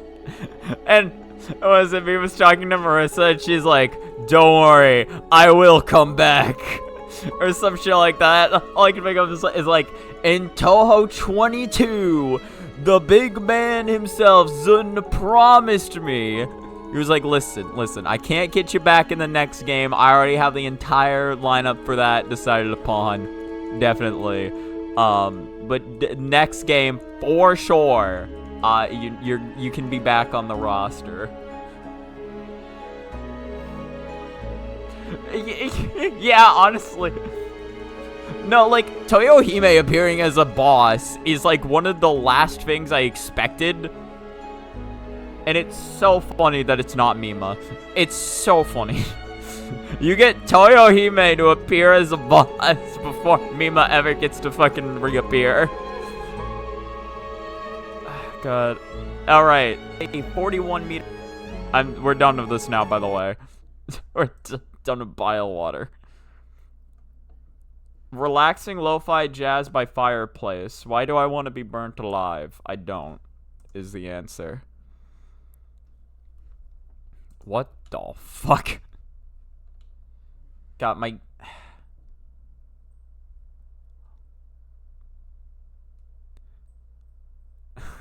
oh, it's the best point or whatever.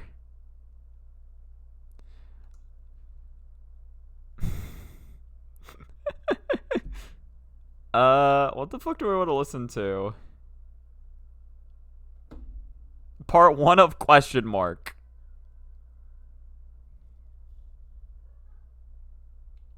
Oh yeah, this looked cool.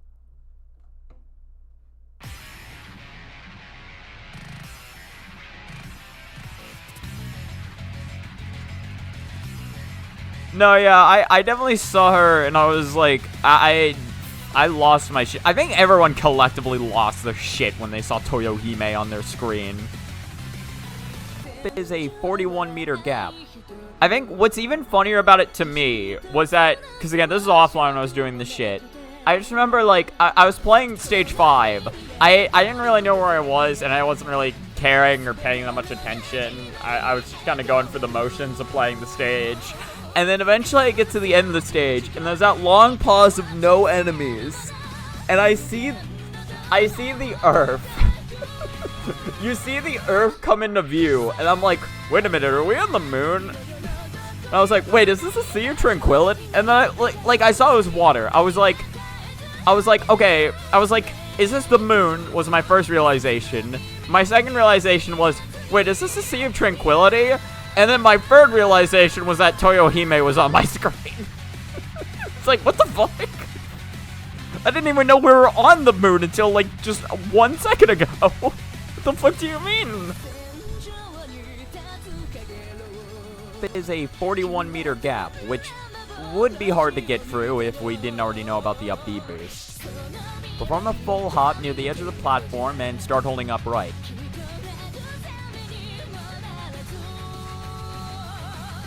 I guess that was all I felt that I needed to say. I already know about the up B boost. Perform a full hop near the edge of the platform and start... I feel like I could have a lead in there, but I guess it's fine. There's 7 minutes data. You know about the up B boost. You know about the up B boost. Perform a full hop near the edge of the platform. Do I even start holding make it right. First try? Sometime after you hit the peak of your jump, again, really doesn't matter when.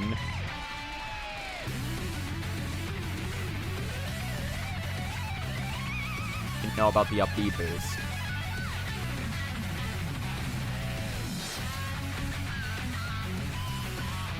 The up B boost. Perform a...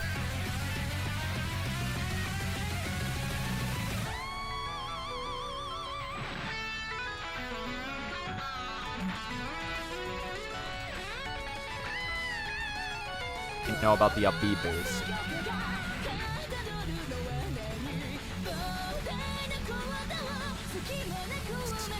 Perform a full...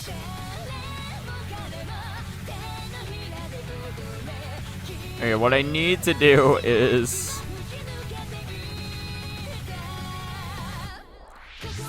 I mean, I guess I can do it like this.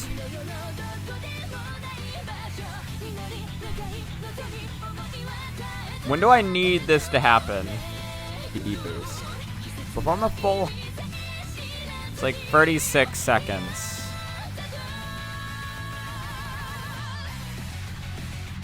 Perform a full hop.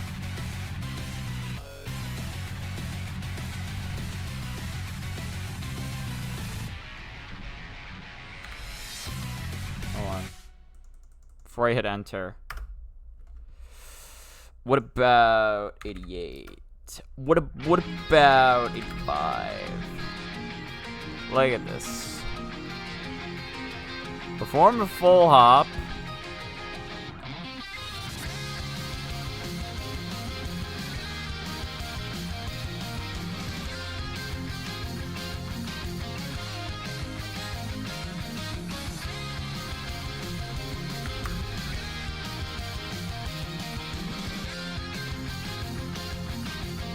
Full hop near the edge of the platform and start holding upright. Sometime after you hit the peak of your jump, again, really doesn't matter. We'll just, hold on. When do I say perform an upbeat? Lifting up right. Sometime after you hit the peak of your jump, again, really doesn't matter when. Perform an... Okay, 1, 2, 3, 4, 5. Perform an upbeat. Let's do that.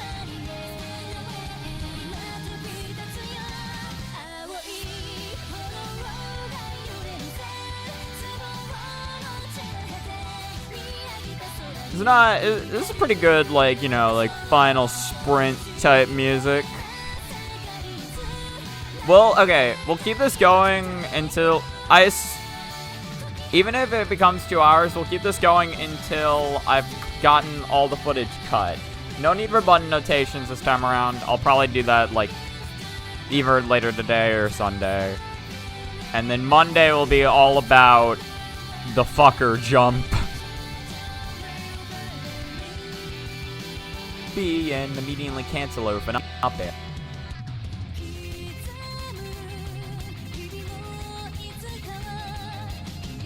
Instantly cancel it.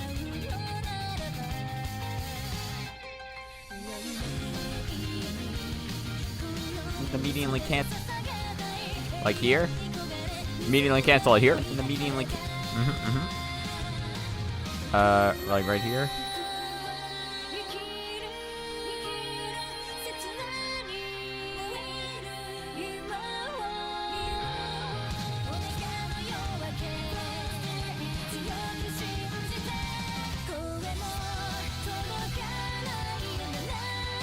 You cancel an up air, and then perform another up B.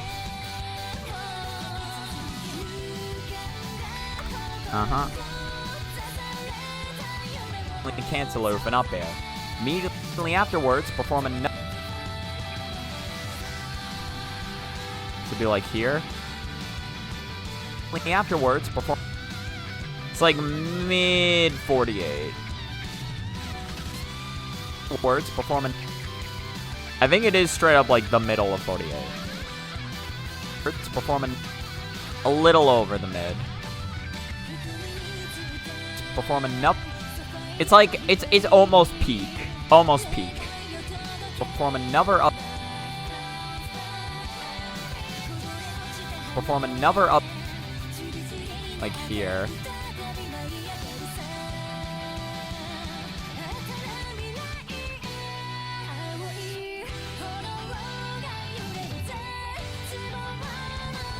And then we cut it again, and we do another 30%.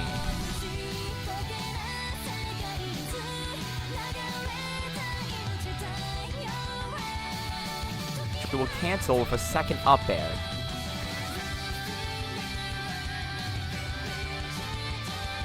We will cancel. Cancel with a, like here. You know, I just upload my shit raw and put captions on top. Listen. I actually don't know how that would work for this format. What do you mean, like, instead of doing, like, a voiceover for it, like, I just put text on screen? I could go the full Yumfa route, but I kind of like it more if I have my voice just saying shit. At the very least, that, like, when I have somebody explaining something, I prefer to hear it, not read it. Although it can work as well to read. With a second up. With a second up air. And then perform. Well, like, voice can be Chad, but also no voice can be Chad. I think Yumfa is, like, one of the best examples to me of somebody who does voice, or does no voice, and is as Chad as possible. With a second up air.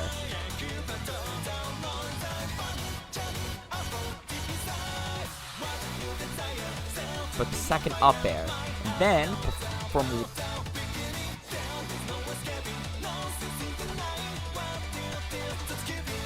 then perform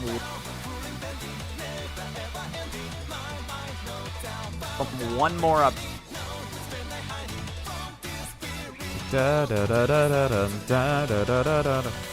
I should know this theme. It's like da da da da da da da da da da da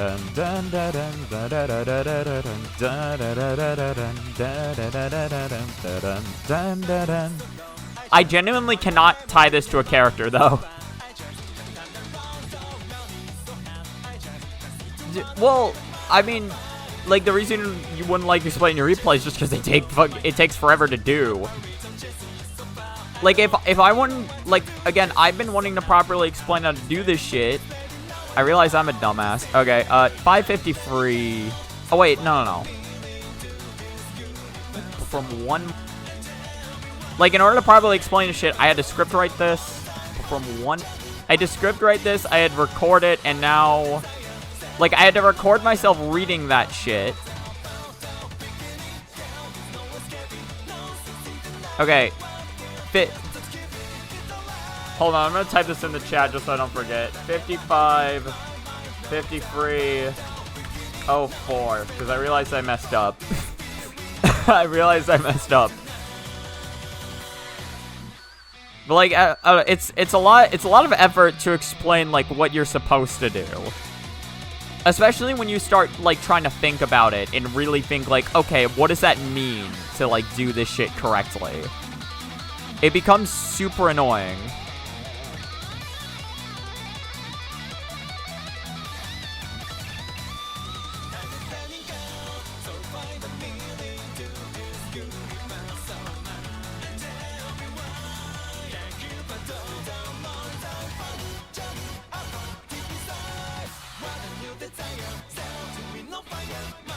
You get more out of looking at the footage than reading text.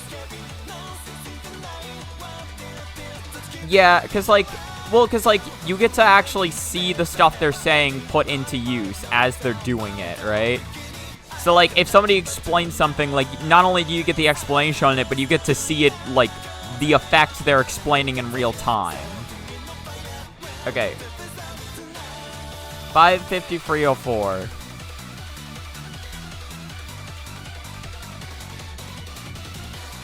Like that's the benefit to explaining it like that. But like, again, it takes a while to do.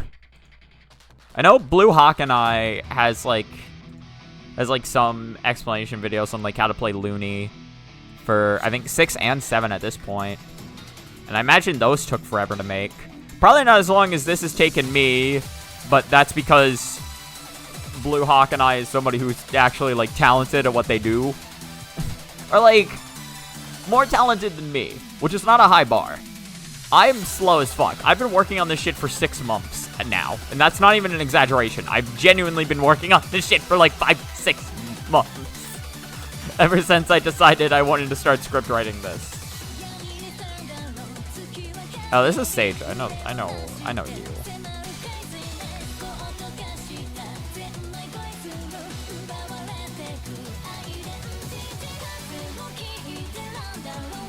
Once you run out of juice, perform an upbeat boost and...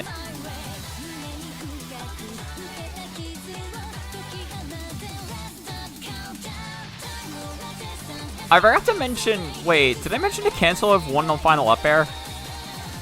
One more up B. Once you run out of juice, perform an up B boost and...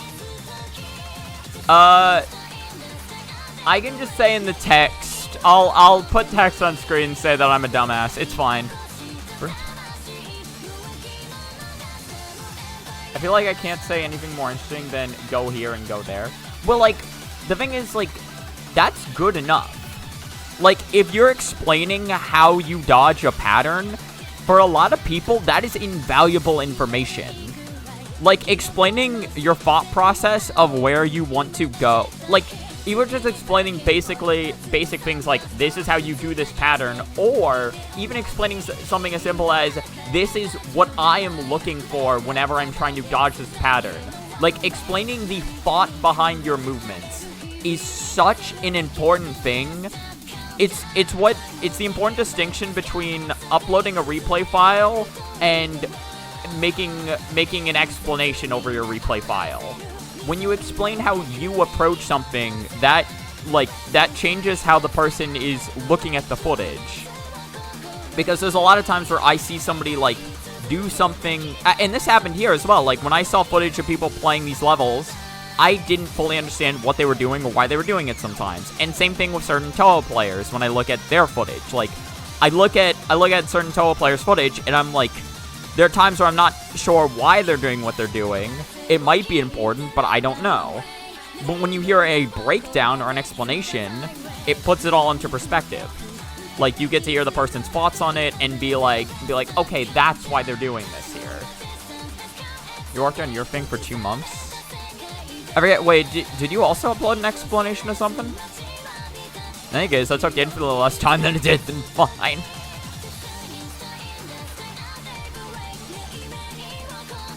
Another juice, performing a B boost, and then...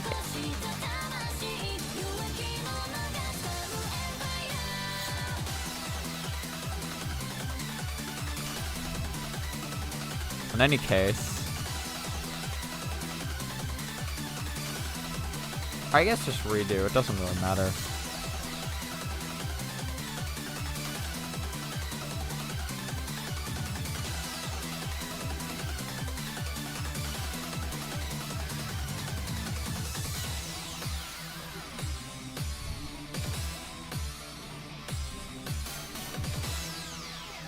How's this? Performing up B. Oh, perfect. Performing up B. Less perfect, actually.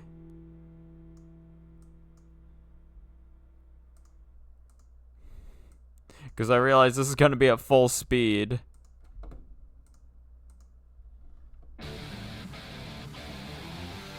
Once you run out of juice, performing up B.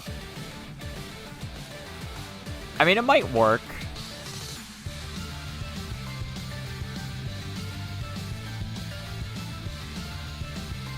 We'll see. We'll see. It honestly, as I'm reading this, it might be beneficial to, like, export what I have so far and just, like, just do a little check on everything. He sounds like a radical slur for Lunarians.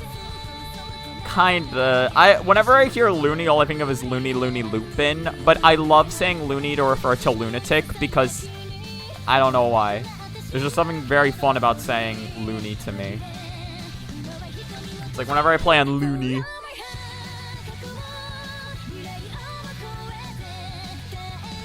Loony Lupin, and then air dodge upright once you get near. God, I might need to shorten this as well. Keep it at 100 for now. Because this is where the air dodge is being performed. Upright once you get near the platform. And then air dodge upright.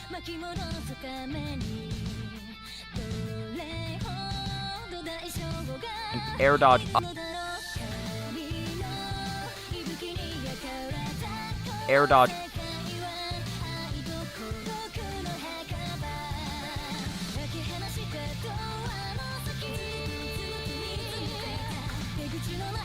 Do 80%. Do 75%.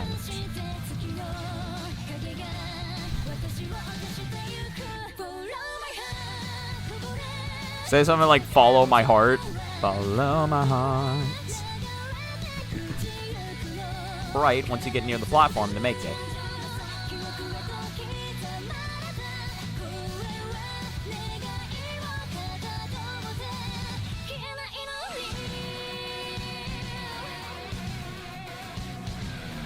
Do 30%. Right, once you get near the platform to make it.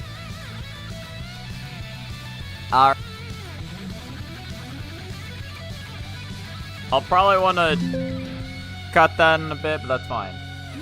I have gone, yeah, again, it's officially over 2 hours, and I've done the cutting that I said I wanted to do. So we'll pause the music for now so we can think. Okay, so here's what we're going to do. We're going to export projects, see what it's looking like so far. We're going to... I doubt I'll have enough time to check it on stream today, but I'll start exporting it right now. Because what we're going to do is I'm going to do what I said I'd do. I'm going to read Falling for an Angel. Yeah. It's like, quick, request edit access. We need to edit it all.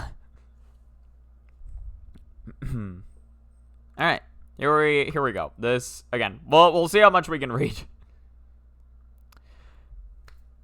Noelle Holiday is a girl trapped by circumstance. Ever since her sister's disappearance, she's been bound by an abusive, controlling mother and a sick father who was too afraid of his wife to fix his family.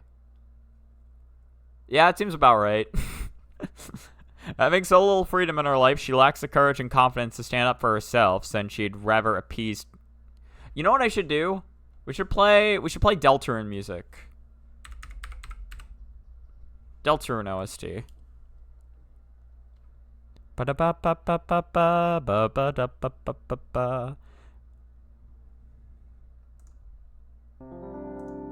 We'll do this. And then hold on. Where's the shuffle? How do I shuffle? Shuffle. And then loop, because I think things fuck up. Or things get fucked up. Alright.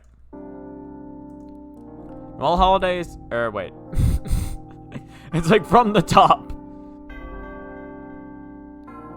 She lacks the courage and confidence to stand up for herself, since she'd rather appease to avoid confrontation. So out of all of this, she's remained pure of heart. After all, this is nothing a holiday can't handle. Someone in her environment, however, would inevitably develop a darkness in their heart. Darkness she is either unaware of or refuses to acknowledge. So what if there was someone to unleash that darkness? What if you could be that someone? Well, we will be taking advantage of Noelle's complete faith in her best friend. Definitely not inaccurate. Chris and Noelle have known each other since childhood, yet she struggles to call themselves friends ever since they drifted apart after Death's disappearance. Chris also isn't exactly one to show affection, so in her mind, they may not even see her as such. Despite being the girl next door, their relationship appears platonic at first, until you realize that they were to be arranged together? As evidence in Dess's room by an old photo of them riding a Ferris wheel together, which was forced.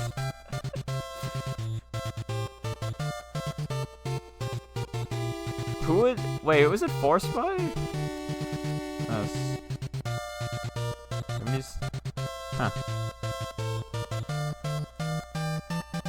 Showing that even in her love life, she has no say in the matter. Yeah, I guess... Was it? Well, because Noelle's mom does seem to like Chris. So I guess it was like, you date Chris. You have no option. This is why she's a cryokinetic in the dark world.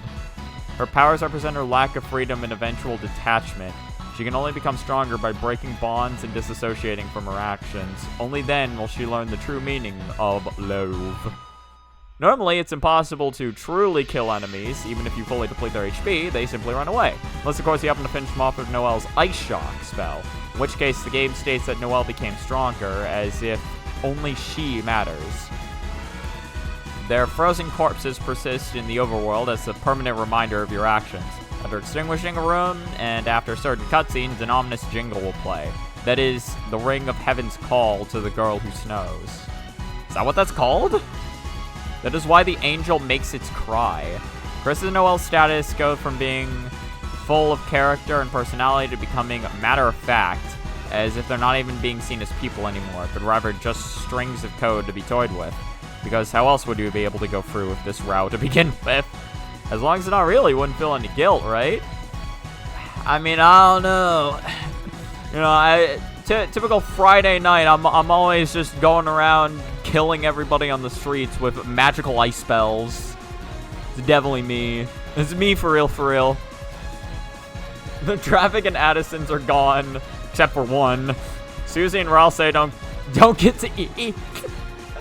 They stop. Enemies show up in places they shouldn't, and major sections and cutscenes are outright skipped, all of which contribute to the creep factor. Solve the first annoying mouse room by forcing Noelle to face her fear in the mice. An example of thing on her own. An example of things to come as the poor girl is made to become stronger in unhealthy ways. We also tell her to proceed for the first time, treating her like she's meant to be nothing more than a computer to carry out our every command. I do like the computer angle you're going for on this, because yeah, it does. Yeah, because again, the fact that you do just say proceed, it really is like you're not trying to talk to an individual. You are telling like a computer to perform an action, which earns Chris a comment about being uncharacteristically bossy. Tangentially, getting to skip a puzzle should be ringing alarm bells to those familiar with the genocide route. Normally, Noelle states that she can say no to Chris, but not this time around, indicating that she's no longer comfortable around them as if they're not friends anymore. Their inexplicable behavior must be reminding her a lot of her mother. Jesus Christ. Upon seeing the Ferris wheel poster, Noelle wonders if Susie would ride with her, to which Chris says they would, only for her to immediately dismiss it as an excuse to shake when they reach the top, just like at the festival when they were kids. Noelle will ride with me. I love how, like, that one's not even, like, required to... Yeah, because this bit of dialogue here is not required at all to do the route. This is just a little extra thing you can come across. Carol is the reason the weird route is possible. I guess I could see that. I don't know what Carol is really doing, though. I mean, I guess other than, you know, forcing her daughter to do shit. It's like, Carol is the reason Noelle is in the state she is. Taken back by their insistence, she reluctantly agrees, yet again commenting on how out of character that was. It's especially weird to be speaking in third person when she's right next to you, which also makes it sound like she has no say in the matter, which, she doesn't. This is the first of many instances of being rather cloy towards Noelle. Cloying? I've never seen this word. Hold on. Cloying. Cloying, definition. Excessively sweet, rich, or sentimental, especially to a disgusting or sickening degree. Yeah. Sickening degree. Okay. We go to the nearby Addison, who tries to sell dating shoes to the pair, prompting Noelle to quickly clear up the confusion and say they're just friends. Hesitantly so, given their strained relationship. We're something else. She was uncomfortable by their insinuation, yet another instance of our weird advances. To be fair, and yeah, this is definitely playing into it, although you can say we're something else even if you're not on the weird route, which I think is interesting to note. It just doesn't lead to anything. Our not-so-subtle comment inspires the Addison to interest her in a freeze ring, who initially considers it unnecessary before being told that she needs good equipment to get stronger. Still, she scoffs at the idea of Chris buying her a ring only for us to offer, much to her surprise. Despite coming up short, we still tell her to get it, who explains that... Yeah, and she explains that she doesn't have the money... Almost like we're a couple arguing over finances, but we continue to insist until she realizes what she's being asked to do. She pleads with them, saying that she could never. Not her. She. The screen fades to black, and then the ice shock sound effect plays, the Addison being mysteriously nowhere to be seen when it fades in. She almost wonders if she was responsible, only to tell herself that they gave the ring, and rationalizes her actions by saying it's good to get stronger. A recurring theme in the weird route. We also laid witness to her coping mechanism of blocking out memories, which isn't actually the first time, as it is hinted towards at the beginning of the cyber world. Wait, is it? I guess, well, yeah, because she got kidnapped, and then she's like, wait, what the fuck's happening? So, yeah, I guess she doesn't remember. Music stays silent. The sense of death stalking partners in crime. Yeah, you do have to say we're something else to get the freeze ring. I just think it's interesting to note that, like, this... Like, were something else, it does seem like a dialogue option you'd only have in the weird route, but you can choose this regardless. Shortly thereafter, we encounter a wall of lightning, where Noelle usually offers to hold down the switch. At first, this appears to be a nice gesture, only for her to almost step off. Yeah, a sign of her shirking trust and increasing boldness. If you look at her, when you walk over the electricity, you do see her sprite twitch for like half a second. She begins the motion. Nice teamwork, so she says. You probably now see why the queen called her strong in the normal route. She recognizes Chris as a threat, but couldn't pull the trigger, convincing herself that everything would be just fine and that getting the ring was a good thing. But she can't stop thinking about letting them get... It's horrible! It's natural. At the beginning of the cyberworld, the Darkners talk about her, which you would assume to be the queen, but it's actually Noelle? Wait, really? It doesn't make sense for the queen to kill her subjects anyway. You know what? I probably never saw the dialogue you're talking about because I never talked to any of the subjects. In my normal way of playing games, I ignore, like, a lot of NPCs if they don't look important.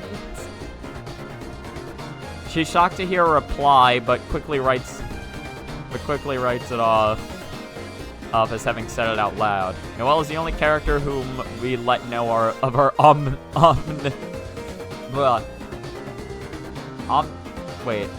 omniscience. There we go. I don't know why I can't say words. And only in the wire... Creepy. Oh, and the music is now pitched lower. Wonder if it's supposed to be a reference. The enemies now run away from you, having figured out who the big cheese is. What is it? It's like, oh shit, it's the big cheese. I don't know how he says it. The bro says it in RE4. You can just take the bagels, which is reminiscent of oh, you can take the bagels? I didn't even know. Saving the game says you and Noelle were filled with power, which gives determination vibes. Spamton now states the amount of encounters left, which is the single biggest red flag. You can't even eat the moss or get the egg. We can eat moss in Chapter 2. No fun allowed in this oh-so-serious route. Nope. You can't get run over by Toby, unfortunately.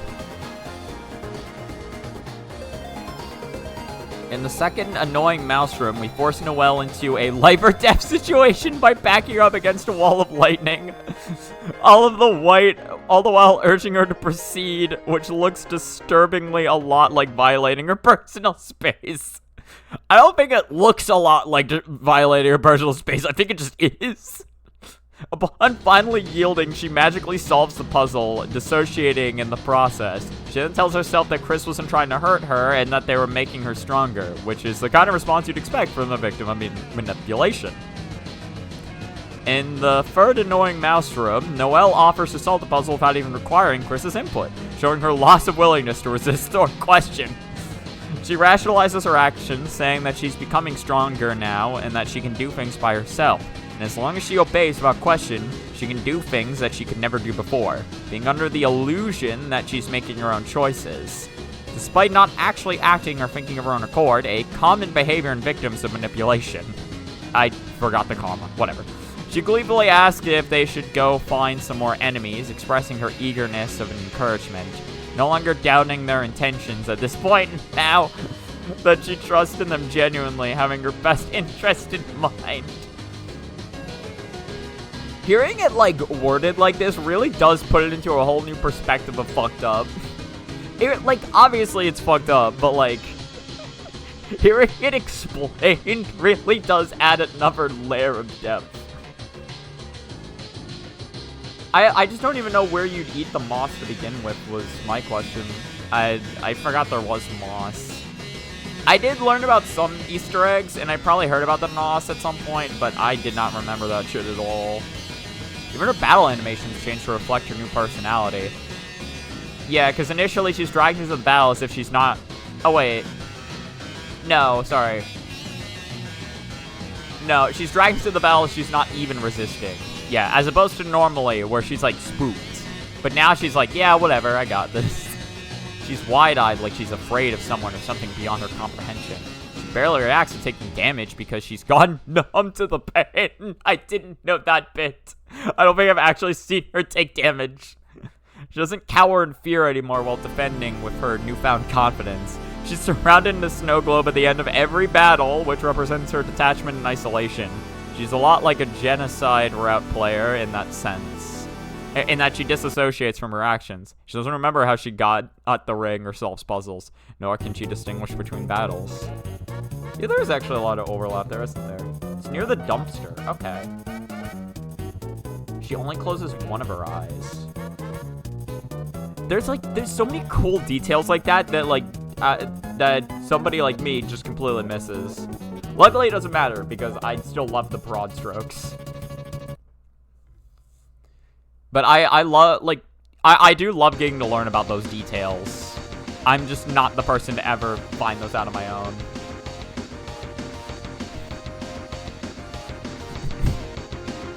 The Thorn Ring is the second engagement ring that we force onto Noelle, being a physical manifestation of our toxic and abusive relationship, as well as playing into the romantic theme of the Weird Route.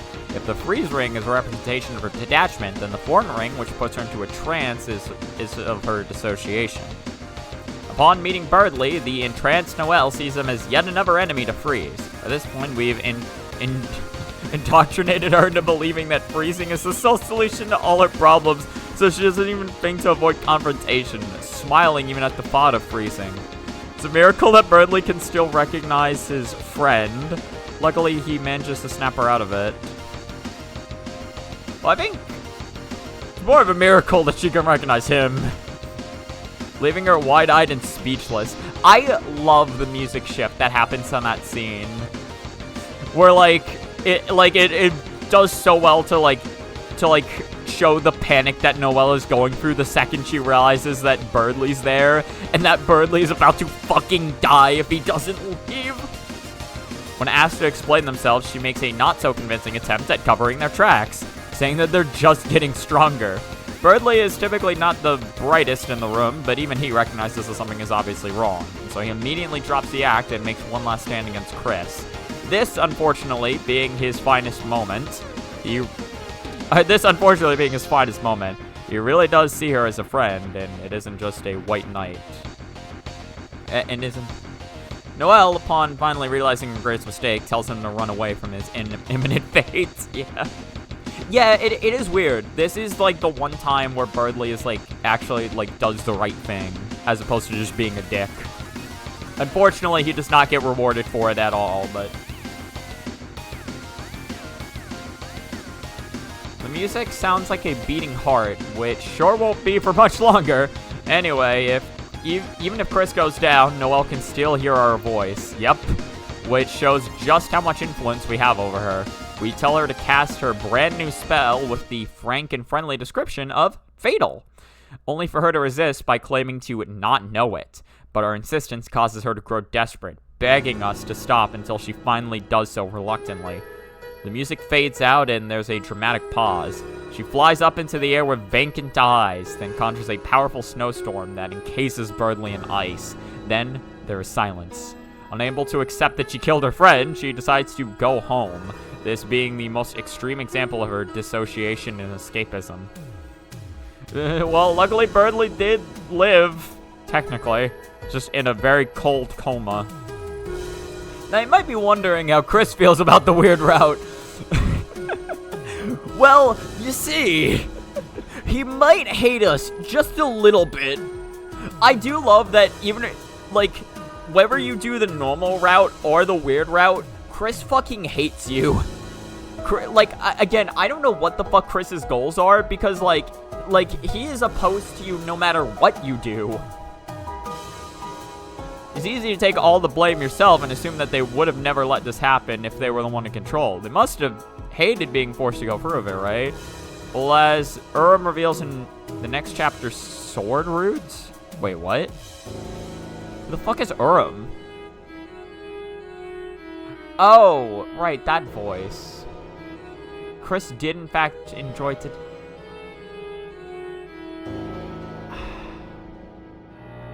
They could be lying to mess with them. Yeah, no. Because, they didn't... Again, they don't seem to like what we're doing.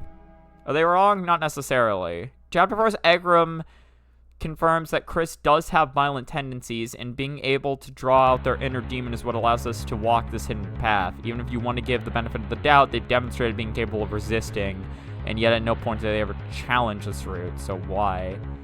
Again, I think there's only so much they can do is the issue. And I feel like Chapter 4 demonstrates that. I didn't know he had a name. I just kind of thought it was the Shadow Mantle himself talking to Chris, to be honest. But, like, again, because the fact that, like, when Chris has the heart, after Chris pulls the soul out, Chris goes to confront or comfort Noelle about today's events, that none of it happened and that everything is okay, right? Like, Chris did that specifically. like, Chris wanted Noelle to forget about everything that happened that day, because Chris clearly didn't like it. And then, when we start talking Noelle again, and get her to do more shit, like, when we get her to put on the thorn ring a second time, Chris assaults us. Or at the very least tries his best to, because Chris does not want this to happen. Like, us fucking up Noelle is not what Chris wants. I think the reason Chris didn't challenge us in the second chapter is just because he thought he probably didn't think it'd get as bad as it did. That's my interpretation, at the very least. Because Chris loves Noelle. Wait, okay, hold on, what? I mean, that could be the case. Actually, I wouldn't be surprised if he did. As part of the Knights' conspiracy, they had to distance themselves in order to not only hide their possession, but also to protect her by keeping her out of it. They also feel responsible for taking away her dear sister, and believe that she'd be happier with Susie. However, the dialogue options were the intrusive thoughts of wanting to be close again. Thoughts they'd buried for however many years. I could maybe see that. What the fuck song is... Oh, it's just scrapped. Okay. This is another... Oh, no, okay.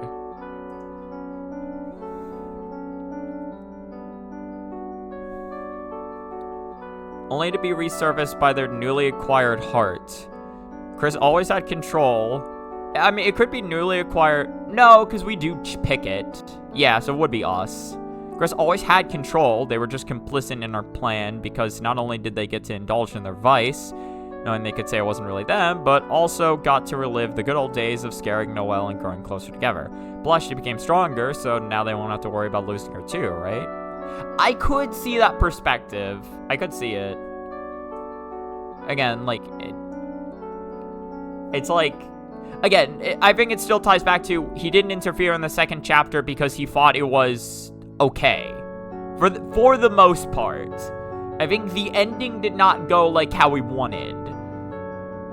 The ending didn't go how he wanted, but like he didn't interrupt before shit went south because, again, he probably didn't realize how bad it was gonna go. Aram is the Shadow Mantle holder. Okay. Alright, no, I already read that. Lost Girl is a good song. And very fitting. Finally, reunite with Susie and Rouse. We're having... Oh, wait. The Weird Route is not about forcing them into a relationship. Quite the opposite, in fact. We exploit Chris's love to get closer to Noelle so we can steal her for ourselves. That would... If that's the case, that would be a very interesting perspective. Although, I'm not entirely convinced Chris is in love with Noelle. But I could see it. I could definitely see it as a possibility. So we can steal her for ourselves. They're forced to fulfill the prophecy, so why on earth would we ever want her to be seeing anyone else? Least of all, Chris.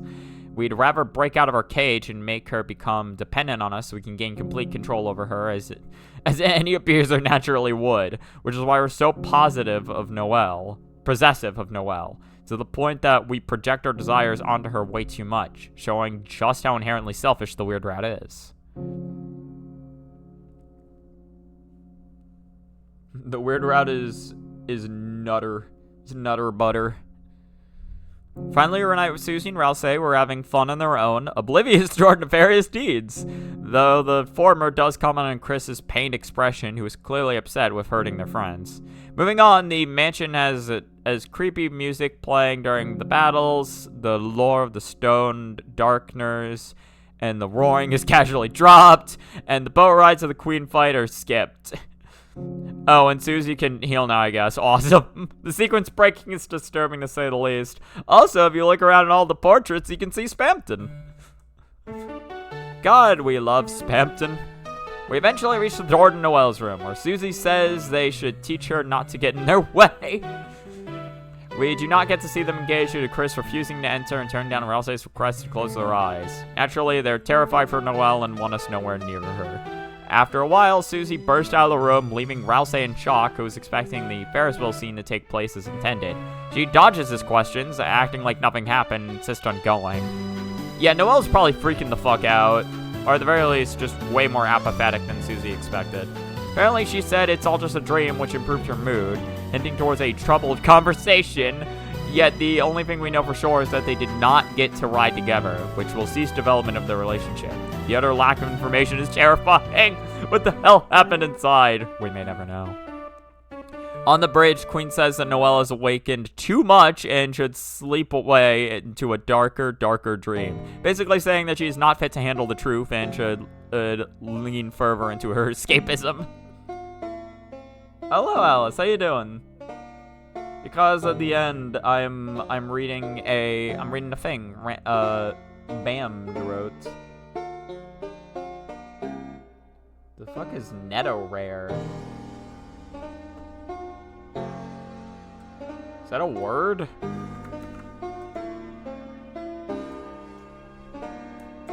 Hyperlinked blocked is love. NTR is a Japanese term of genre fiction typically found in anime, manga, and adult media that focuses on infidelity and cuckoldry.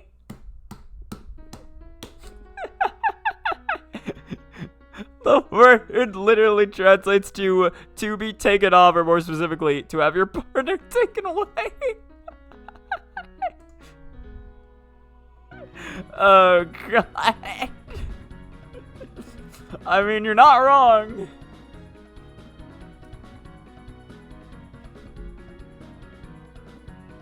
You do it. Yeah, you're doing a lot better than the last stream. I'm hoping.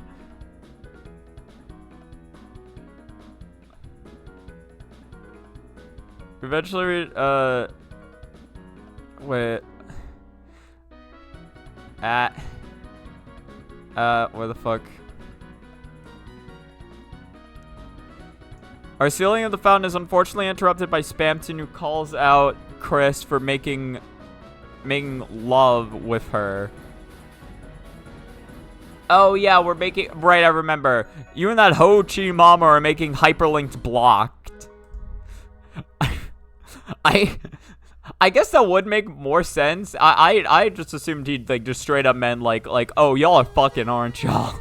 But I guess this would make more sense. And I'm like, well, I thought the joke was that like Spampton had a huge misunderstanding about the situation. I thought that's what that was about. Or if they're Hoochie Mama side chick. A not so flattering description of Noelle, but more importantly, it explicitly ties into the romantic theme of the weird route. As a last-ditch effort, he becomes indestructible, prompting them to repeatedly call for help, but nobody came. The battle is seemingly impossible to win until you whisper her name. The screen going dark all of a sudden, and Spampton being murdered in cold blood. Saying her name to be saved from imminent doom by your gallant dashing knight in shining white cloak. Pretty romantic, isn't it? Anyway, we'll seal the fountain without fanfare. Again, I do like that. Like, it is always like, Chris called for help, nobody came. Chris called for help, nobody came. Then it's, you whispered Noelle's name.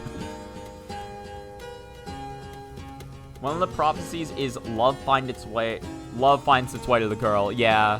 And that, well, because that's Susie. So violence finds her way to Susie. Which, more than before, I guess. If the less relevant news, you watch the only movie I can say... You watch the only movie I can say this for confidentiality. This was the best, I repeat, best piece of media you've ever watched. Oh, that's sick. Wait, really? Wait, if you're on the normal route, it just says it's lowercase love, and then if you're on the weird route, it says it's capital love? For Susie's scene with the mirror, right? In chapter 4? I didn't know that. Or if that's the case, I did not know that.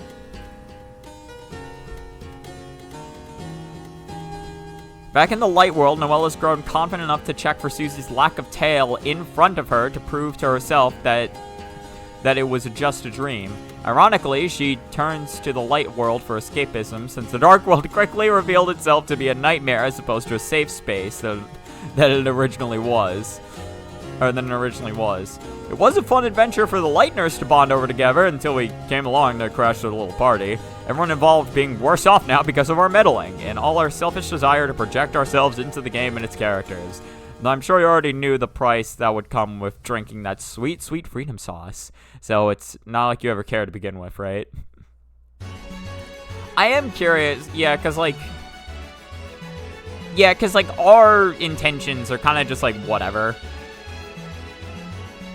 I guess, like, again, it would kind of be safe to say that it's like, yeah, we want choice. We want to do something that's not dictated by the world or the story that's being presented to us. And in doing so, we will fuck shit up as much as it takes. Oh, nice. You're on the estrogen gain train.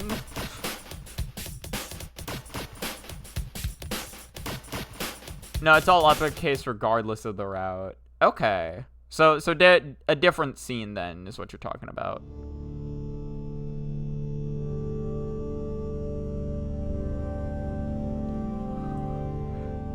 It's so funny because estrogen was not something I ever really... Well, because I like just got a GED and didn't fully get for high school. Estrogen was never a concept I learned about until recently, where now it's related to the job I'm trying to take. Because it's all medical shit. It's medical coding, medical things, and now I have to understand human anatomy more than I did before. And it's like, huh. While playing Dragon Blazers beside her father, Noelle is subconsciously drawn towards using Ice Shock. The dream is still weighing heavily on her mind. She refuses to hand over the controller when asked because she's definitely afraid of losing control. And so she wants to get stronger by herself to become independent, to become her own person, to become truly free. So asking for help would be a display of vulnerability, even if it would mean having to push away her loved ones. Not that she'd care to begin with, since we've molded her idea of freedom. But little does she know that, however, that she couldn't be further from cutting on her own strings. Moving on, her father cracks jokes about her and Birdley falling asleep in the library, blissfully ignorant of what they've been through. After saying their goodbyes, she notices Chris, a subtle hint towards her fixation, dashing out of the room upon finally noticing her crush. Before we get to leave, Rudy asks for a word with Susie, giving us a chance to meet his daughter alone. Noelle is still trying to dismiss the dream, but notes a voice unlike Chris's, a terrifying voice, which not only shows just how much presence we have in the game to the point that we exist beyond Chris, but she is also the only one to notice something different about them and wants to find out why they keep coming to the hospital. To see you. She's startled by their intrusion, but tells herself to keep it together, that there's nothing to be afraid of. After all, a dream is just a dream, right? That's when she finally sees it. Her watch on their wrist. When did they... I was wondering if you were going to describe this scene. Yeah, because you can... This scene is optional. She does not notice the watch... Or if you never equip her watch, this never happens. But the cutscene... The same effect is still triggered. She's startled by their intrusion, but tells herself to keep it together. Oh, wait. The tension is abruptly cut by Susie barging in, who casually goes on about Rudy yapping about his daughter. She eventually asks what they were up to, Noelle taking the opportunity to excuse herself. It having finally dawned on her that it was more than just a dream. Susie thinks Noelle is afraid of her, which further cements their tarnished relationship, and twists the knife by saying that it'd be nice if she knew that it was all real. It's important to remember that she's completely unaware of Chris's possession, so from her perspective, everything we did was on their end. This is also the only scene with free movement, which... Oh, yeah, I forgot about that, which frightens her so badly she tells them not to come any closer. The end of the scene revealing that we backed her up against a wall. Yikes. The pitch black screen along with the eerie music playing does not help matters. Oh, hey! Is this, No, it's not. No. I thought this is one of the Weird Route songs. No. The Weird Route freaked us out because at the time there's absolutely no hint towards its existence in the game or in marketing. So when a document of a separate route existing requiring super specific steps to execute started floating around on the internet, it read like a creepypasta. So much so that they were quick to write it off entirely. Many were quick to write it off entirely. I only knew about it because I saw somebody making a video on it, and I was like, wait, there's another route? Myself included. Not to mention the game had firmly cemented in our heads that our choices wouldn't matter, that there would only ever be one ending. It felt like an impossibility, something you shouldn't be able to do, but you could nonetheless. Now let's skip ahead to Chapter 4, because nothing happens in Chapter 3, except for, like... There's, like, one scene in Chapter 3 that involves Noelle. Well, that doesn't actually involve her. You can bring up Noelle during one of the cutscenes of Ralsei. Or no, I think Ralsei's like, who would you like to bring to the fair? And then you can say Noelle, and Ralsei's like, I don't think that's a good idea. I don't... That's the only thing that happens in Chapter 3 from the Weird Route. Apparently 2 is supposed to release alongside 3. I never knew that shit. I guess it makes sense, though, because I think, he did release Chapter 2 early because COVID happened. At church, the atmosphere is different. Knowing what you put Noelle through and that you'll eventually have to come over to her house, this is a feeling of impending doom, even if you don't know what exactly awaits you once you finally open Pandora's box. But you must see it. You must see it through to the end all the same. Anyway, Susie's theory crafting is interrupted by Noelle talking and taking initiative this time around. It was still plenty assertive and still plenty fixated on Chris. Further evidenced by her father saying that she was wondering if they were they'd be going to the festival tomorrow. He also tells them to make sure that she has... He also tells them to make sure that she has fun, wink wink. After being invited to work on their projects together, Susie tries to high-five Chris, only to be rejected, who isn't so excited about us being anywhere near Noelle. At least someone appreciates how fast it's going. In front of the hospital is Chris and Noelle's former babysitter, who normally mentions her calling mice cute. This time, however, she said she's not afraid, seeing them as a threat as opposed to expressing any desire to make friends. Her love has certainly grown since. I actually did not know about the dialogue. I've never seen that. Oh, and the library's closed due to lack of volunteers. Wonder how that could have happened.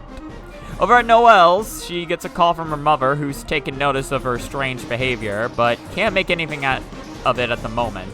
If Birdley wasn't in some king of Snowgrave, he'd call us a yandere for Noelle. Anyway, Susie tries to distract her, who pretty clearly doesn't buy it, but decides to play along so she can have her heart-to-heart with Chris in her bedroom, despite being unaware of the implications. Hell, she even leaves her hanging on the couch to approach them upstairs, further demonstrating her boldness as well as her lack of interest in Susie. Unfortunately, the Purple Girl's relationship isn't the only one that we're going to be ruining today.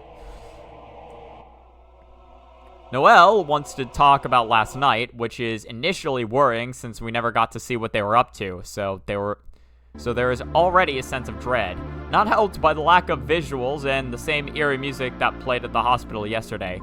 She recounts being unable to fall asleep as all she could see was snow, terrified that it was all real.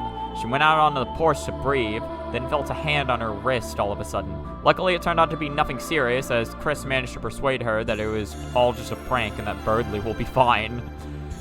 For the first time, she's happy. For the first time, she's relieved. For the first time in a long while, she's finally heard their voice. Chris's voice. They're back.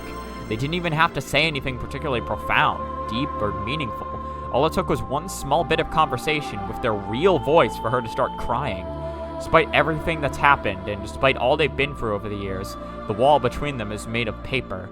It's a fleeting moment of bliss. You can't help but root for them. It only makes it all the more difficult to ruin their relationship. You came here to do what you must, though. You can't back out now, not after being so close to ensnaring your prey. And Noelle says they're just neighbors. Just neighbors. Listen, simply just neighbors. Reading into it too much. Noelle asks if she could say something else, presenting us with a dialogue prompt that lets us teleport into the room, flipping the power dynamic with Chris on its head. Please don't is them internally pleading. For once, they're not angry or annoyed with us, rather terrified and desperate. Alas, we'll be offering them no such mercy today. Proceed. She inches closer and closer to them with her eyes closed, which is not only convenient for us to reinsert ourselves, but also oddly romantic on her part. Like she's engineering an intimate moment between them, as if she's always loved Chris. Anyway, she mentions that they pulled a thorn out of her finger, all the while their hand was shaking. Their efforts to resist in vain. Before she can say another word, they cover her mouth to stop us from hearing, but she thinks there's nothing to be worried about. That everything's going to be okay since it's just the two of them, so who's going to hear? Me. You let out a terrible roar that blows back Chris's hair. The screen is tinted red. The room is encroached by darkness. The room is tinted red is when my fucking PC turned on at like 12. It's like 12 a.m. and woke me the hell up. Again, I'm just gonna start unplugging that shit at that point. I don't know why Windows 11 is making you do that, but it sure is. The room is encroached by darkness, and the snowflakes start to spin, as if Noelle's whole world is warped. Even after all this, she nervously laughs it off, trying to convince herself that it's just another joke, that she can't help but notice the striking resemblance to the voice from her dream, because it wasn't a dream. She leaps away screaming, knowing that she never said anything out loud. They couldn't possibly have heard her thoughts. It must be a coincidence. It's not a coincidence. She lowers her right hand, covering her mouth in an attempt to respond only for nothing to come out of it, her eyes shifting down in denial. She then closes her eyes and pleads to them to say that it didn't happen, that it didn't snow, as if she's begging to be released from this nightmare. But instead, she hears an all too familiar phrase. Noelle will become stronger. The droning stops, and the ever so familiar jingle plays. Also, fun fact in case you're unaware, because before Noelle will become stronger, the game gives you a couple options to opt out of doing this. You get to say it's just a joke. If you say it's just a joke at around this point, Noelle fucking slaps you and says it's not funny. Which I think is hilarious. Noelle's shock on display, you make your advance on the girl, telling her to equip, telling her to proceed, prompting her to back away as the ringing goes higher and higher, and the snowflakes spin faster and faster. She recognizes the thorn in their hand as the thorn ring, reality settling in. The massacre of darkners, the murder of Medley. Bro's still alive, it's fine. The event she tried so hard to forget and deny, it was all real. It all comes crashing down on her. In a desperate attempt to remind Chris, she brings up the promise they made last night to protect her. But unfortunately for her, it's just the two of you. Frozen in fear, she is utterly helpless to her inevitable demise. So she does the one thing she can try to save herself. She starts to fawn, just like how she would in front of her mother. So naturally, you take advantage of her trauma and seize her hand, eliciting one last scream. Again, this is what I like about this scene so much. It's the fact that all of this happens. There's no, because in chapter 2, shit starts going down, and then Susie's there to interrupt. Nobody interrupts this. The only one who can interrupt this is you, and you've already made your choice by this point in the conversation. Like, you've decided to walk down this path, and it is happening. There is no, like, oh, no, it's fine. Like, you know, nothing really happens. No, you get her to equip that fucking ring, and she hates it. And I think that is really good for the tone they're going for. The ring falls silent, and the snowflakes become deathly still. The coup de grace so close at hand, Noelle stares in disbelief at the demon sitting before her, her eyes wide in terror, speaking volumes of betrayal, and her smile stitched out of apprehension, reaching so far off into the distance. Only a few moments ago, she would have gladly called them her best friend, someone who she thought she could trust, someone who she thought would would look out for her, someone who she thought had her best interest in mind. Now, they were her assailant turned traitor, the shadow of their former self, ready to penetrate her finger with the thorn. To be fair, I think she still realizes that that's not exactly Chris. Oh, maybe. That's why they reconciled, isn't it? To fill her with false hope? To goad her into staying in this vicious cycle? Oh, I guess, yeah, she could also see it like that. Vicious cycle of abuse. To pronounce when she was, to pounce when she was at her most vulnerable, when she felt safest. They revealed themselves to be nothing more than the violator, a manipulator, an abuser. Seems obvious now, and it seemed obvious then, yet she couldn't acknowledge it. She never wanted to. This whole time, she rationalized staying with them because she remembers a time when they were better. She believed that she could bring back Chris, her Chris, the Chris she knew and loved, the Chris she hoped was real. Oh, yeah, she does keep saying Chris throughout, doesn't she? Yeah, I guess, yeah, I guess she doesn't realize that it's somebody else then. I guess that other voice she's probably chalking up to, that's what Chris sounds like now. This is what Chris's identity is now. It's this voice. An eternity has seemingly gone by. Locked alone with your prey in her bedroom, the next instant the screen goes black and the soul shatters like glass, with a jagged red lines cutting outwards in every direction. The very same jingle plays for the last time, but extended, signifying a point of no return. Fun fact about this shatters like glass animation as well. This used to be a rose. This used to be like a blood rose that appeared on screen. I heard that it got changed though because people got confused and thought that that meant she like died or something. So the visual got changed.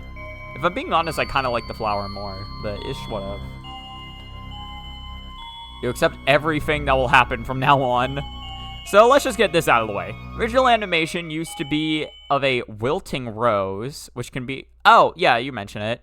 Which can be interpreted as a point of no return, a loss of innocence, or even a metaphor for deflowering, which absolutely is intended. Anyone arguing otherwise is either naive or less of an angel than they appear. The entire scene is an allegory for sexual assault. Yeah, true. With or without the rose. And like I said, it's just symbolism, so it shouldn't be taken literally. And yet the animation ended up getting changed because of illiterates. Thanks, guys. Really appreciate it. Anyway, back to your regularly scheduled program of traumatizing teenagers. We end up in the bathroom where we're thrown straight into the trash and get kicked repeatedly, which is definitely the most valid crash out of all time. Chris, he was valid for that one. He was valid.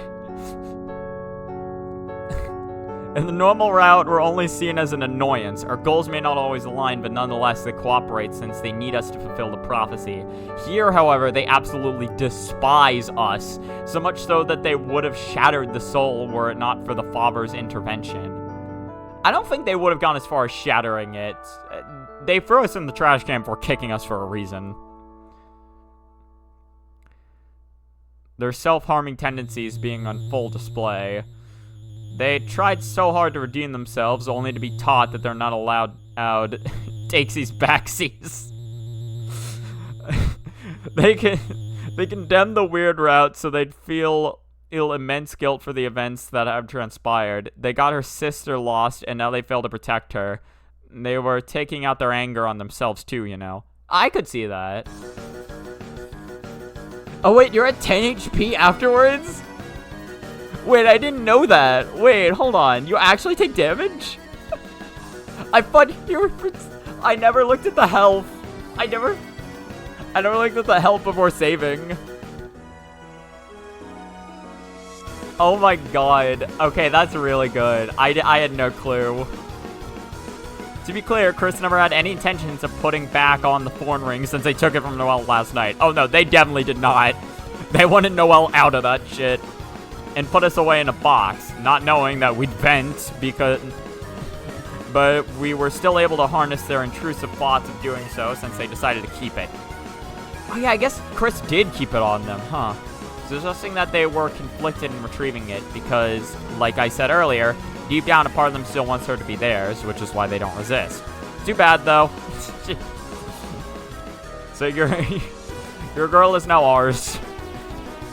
Chris looks defeated when taking back the soul because of how much they'd like to be able to call themselves a mastermind. We remind them who really holds all the cards, knowing full well that they can't pull the trigger. It will be a harrowing reminder of their selfishness and the fruitlessness of their actions.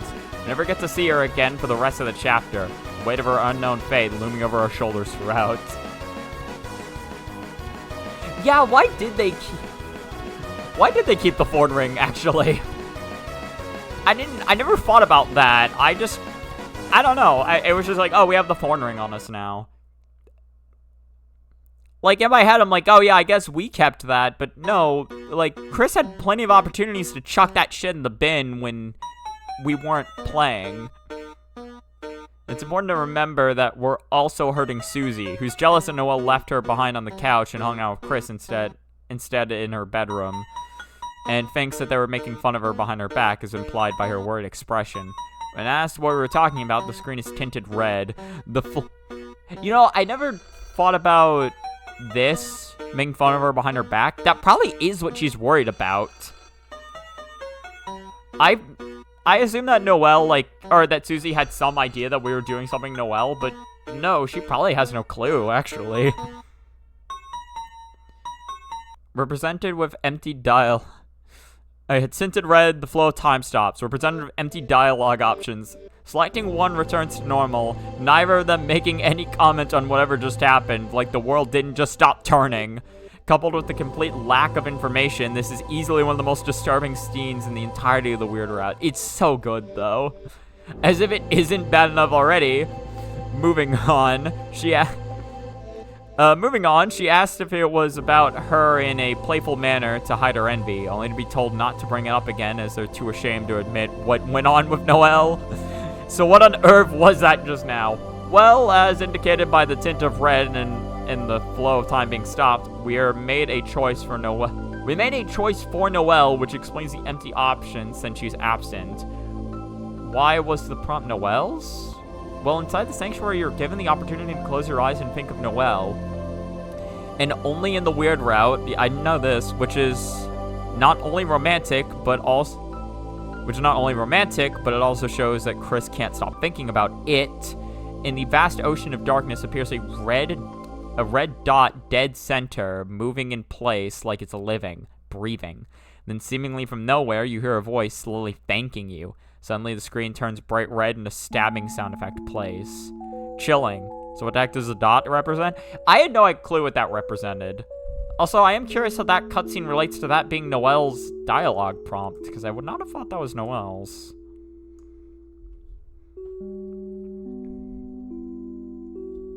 Well, the original animation of the wilting rose hints at planting a seed in Noelle, meaning it's a fragment of our soul and thus indicating her cultivating into becoming our new vessel. Oh, what? That could be it. We're now closer than ever before, which explains how she knew that we were thinking of her. Her words can also be interpreted in a religious context. I didn't assume that she knew we were thinking of her. I just assumed it was like her sitting in that room forever and then eventually being like, thanks. like her mind becomes corrupted enough to where she's like, well, this thorn ring is going to make me stronger.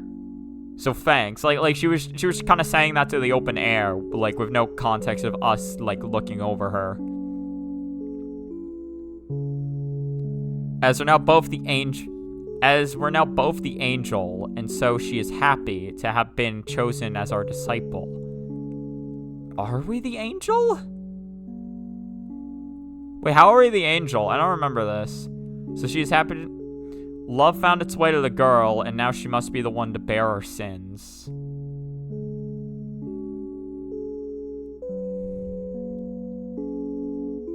When did that... Susie was in the basement. Wait, she went to the basement? Chapter 4 is the first chapter to have a different ending in the weird route. Yeah. Susie, the beacon of hope, doesn't stick around to say that they won't allow the final prophecy to take place, a sign of their deteriorating relationship. More importantly, however, they receive a seemingly innocuous call from Carol, saying that Noelle is really looking forward to seeing you at the festival tomorrow. Her mother, sadly, being none the wiser about her influence. I think she might know to an extent. But probably not as much as she should. The room cuts to black with Chris all alone, crying internally. Is he? Wait, where the fuck are we?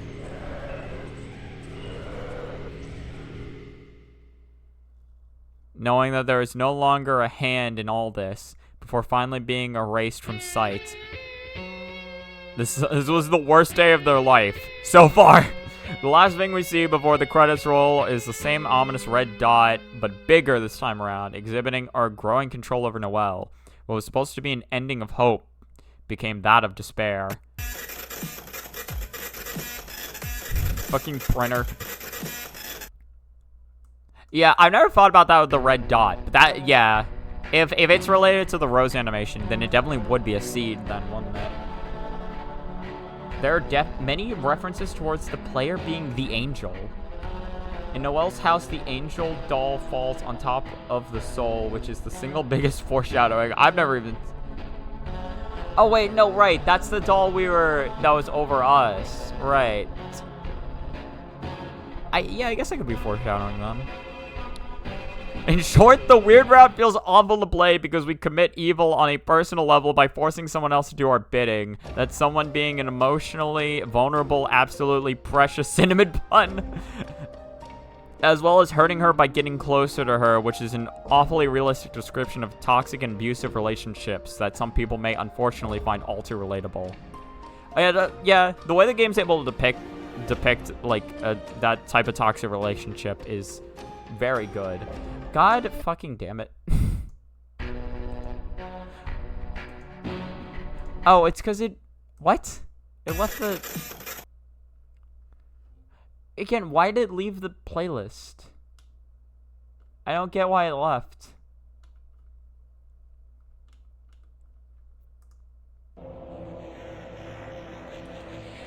The video is only at 57%. Yeah, that's definitely something I'm checking after stream, not before. In any case, the prophecy of the angel banished will meet with its desire is solid black, which shows the player's reflection. Okay. That would be interesting then. I could see it.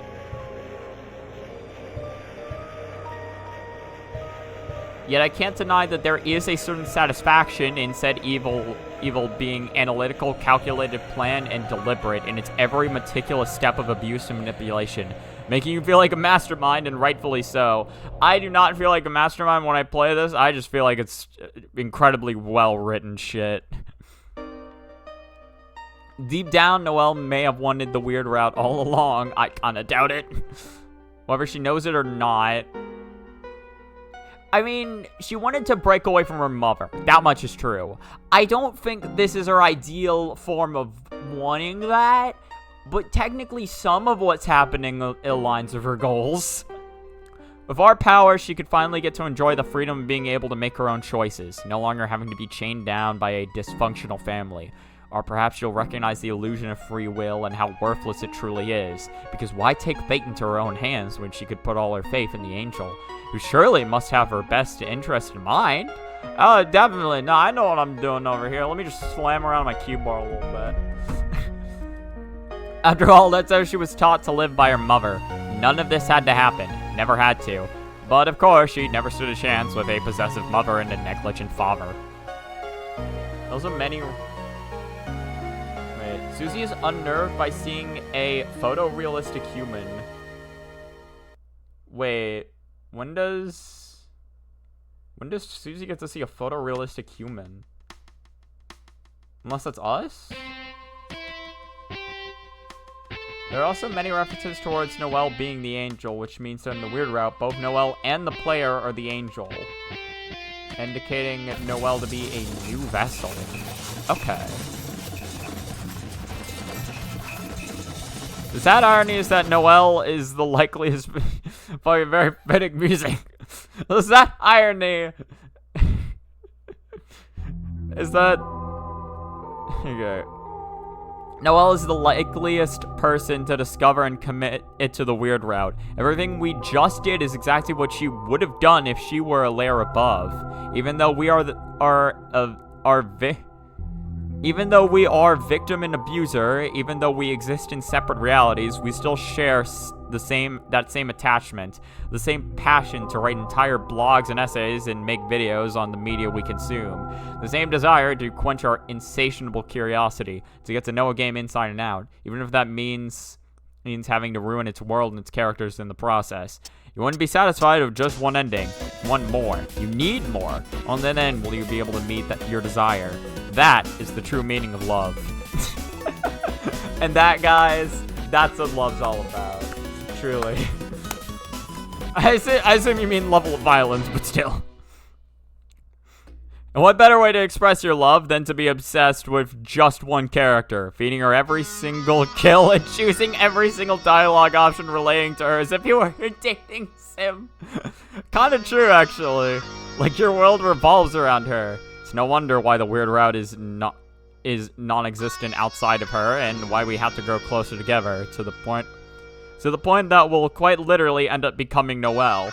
You just have to be like her and want to go through with something as terrible as the weird route. We truly are something else. Nice, nice something else reference. It's like, congratulations. Dun dun dun dun dun dun dun dun dun dun. Susie, I didn't know Susie sees a reflection in any of the prophecies. Wait, what? Must have missed that one. Well, there we go. No, I liked that. No, there's a lot of like fan theory shit that I don't hear about, so I got to actually learn about a decent amount of like new ones for that. Yippee! What do you think, Alice? What do you think about Fiore?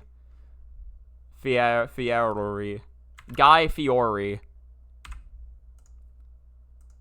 I do need to do schoolwork. I probably shouldn't raid. There's no one who I'm following who's raiding, so I'm gonna take that as an excuse and say I don't raid. Gonna take that as an excuse. Putting all your bets on Solette. It's like $100 on Solette. Yeah, so we're at 63%. We spent like about an hour reading that. Actually, no, a straight up hour. You see how painful it becomes to check this shit? Chrisusy boy. You did say you got a canvas, and that there was a hole punched in the canvas. That was the last thing I remember. And I assumed you were gonna draw your wife. Oh yeah, also technically not related, but like, was it you talking about like choosing everything with that character until you become that character? I'm like, This feels a little... I feel a little bit called out for how much I pick Marissa now. I'm feeling slightly called out. Just a little bit.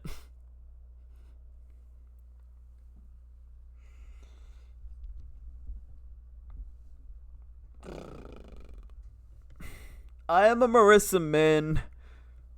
Unfortunately, I am not a Noelle Min. Although I might be forced to become one if what people are theorizing is actually true. That is fair. Depression hits hard and, well, not hard and fast, but it hits. It fucking hits.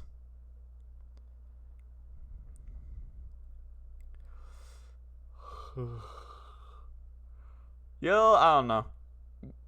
What I found is, like, eventually you will get to the point where you want to do shit again.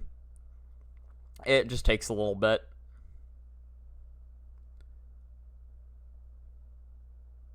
The Bible you just read could work if you replace Noelle with bachelorly knowledge. It's like, I am patchily knowledge. I live, think, breathe patchily. Alright, I think I need to call it here. I'm trying to think if there's anything else I want to do. I should stop. I have schoolwork I need to do.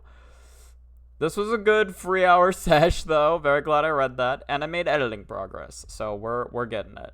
I'm alive. In any case, thank you so much to whoever watched the stream. I hope you have a good rest of your time. Goodbye.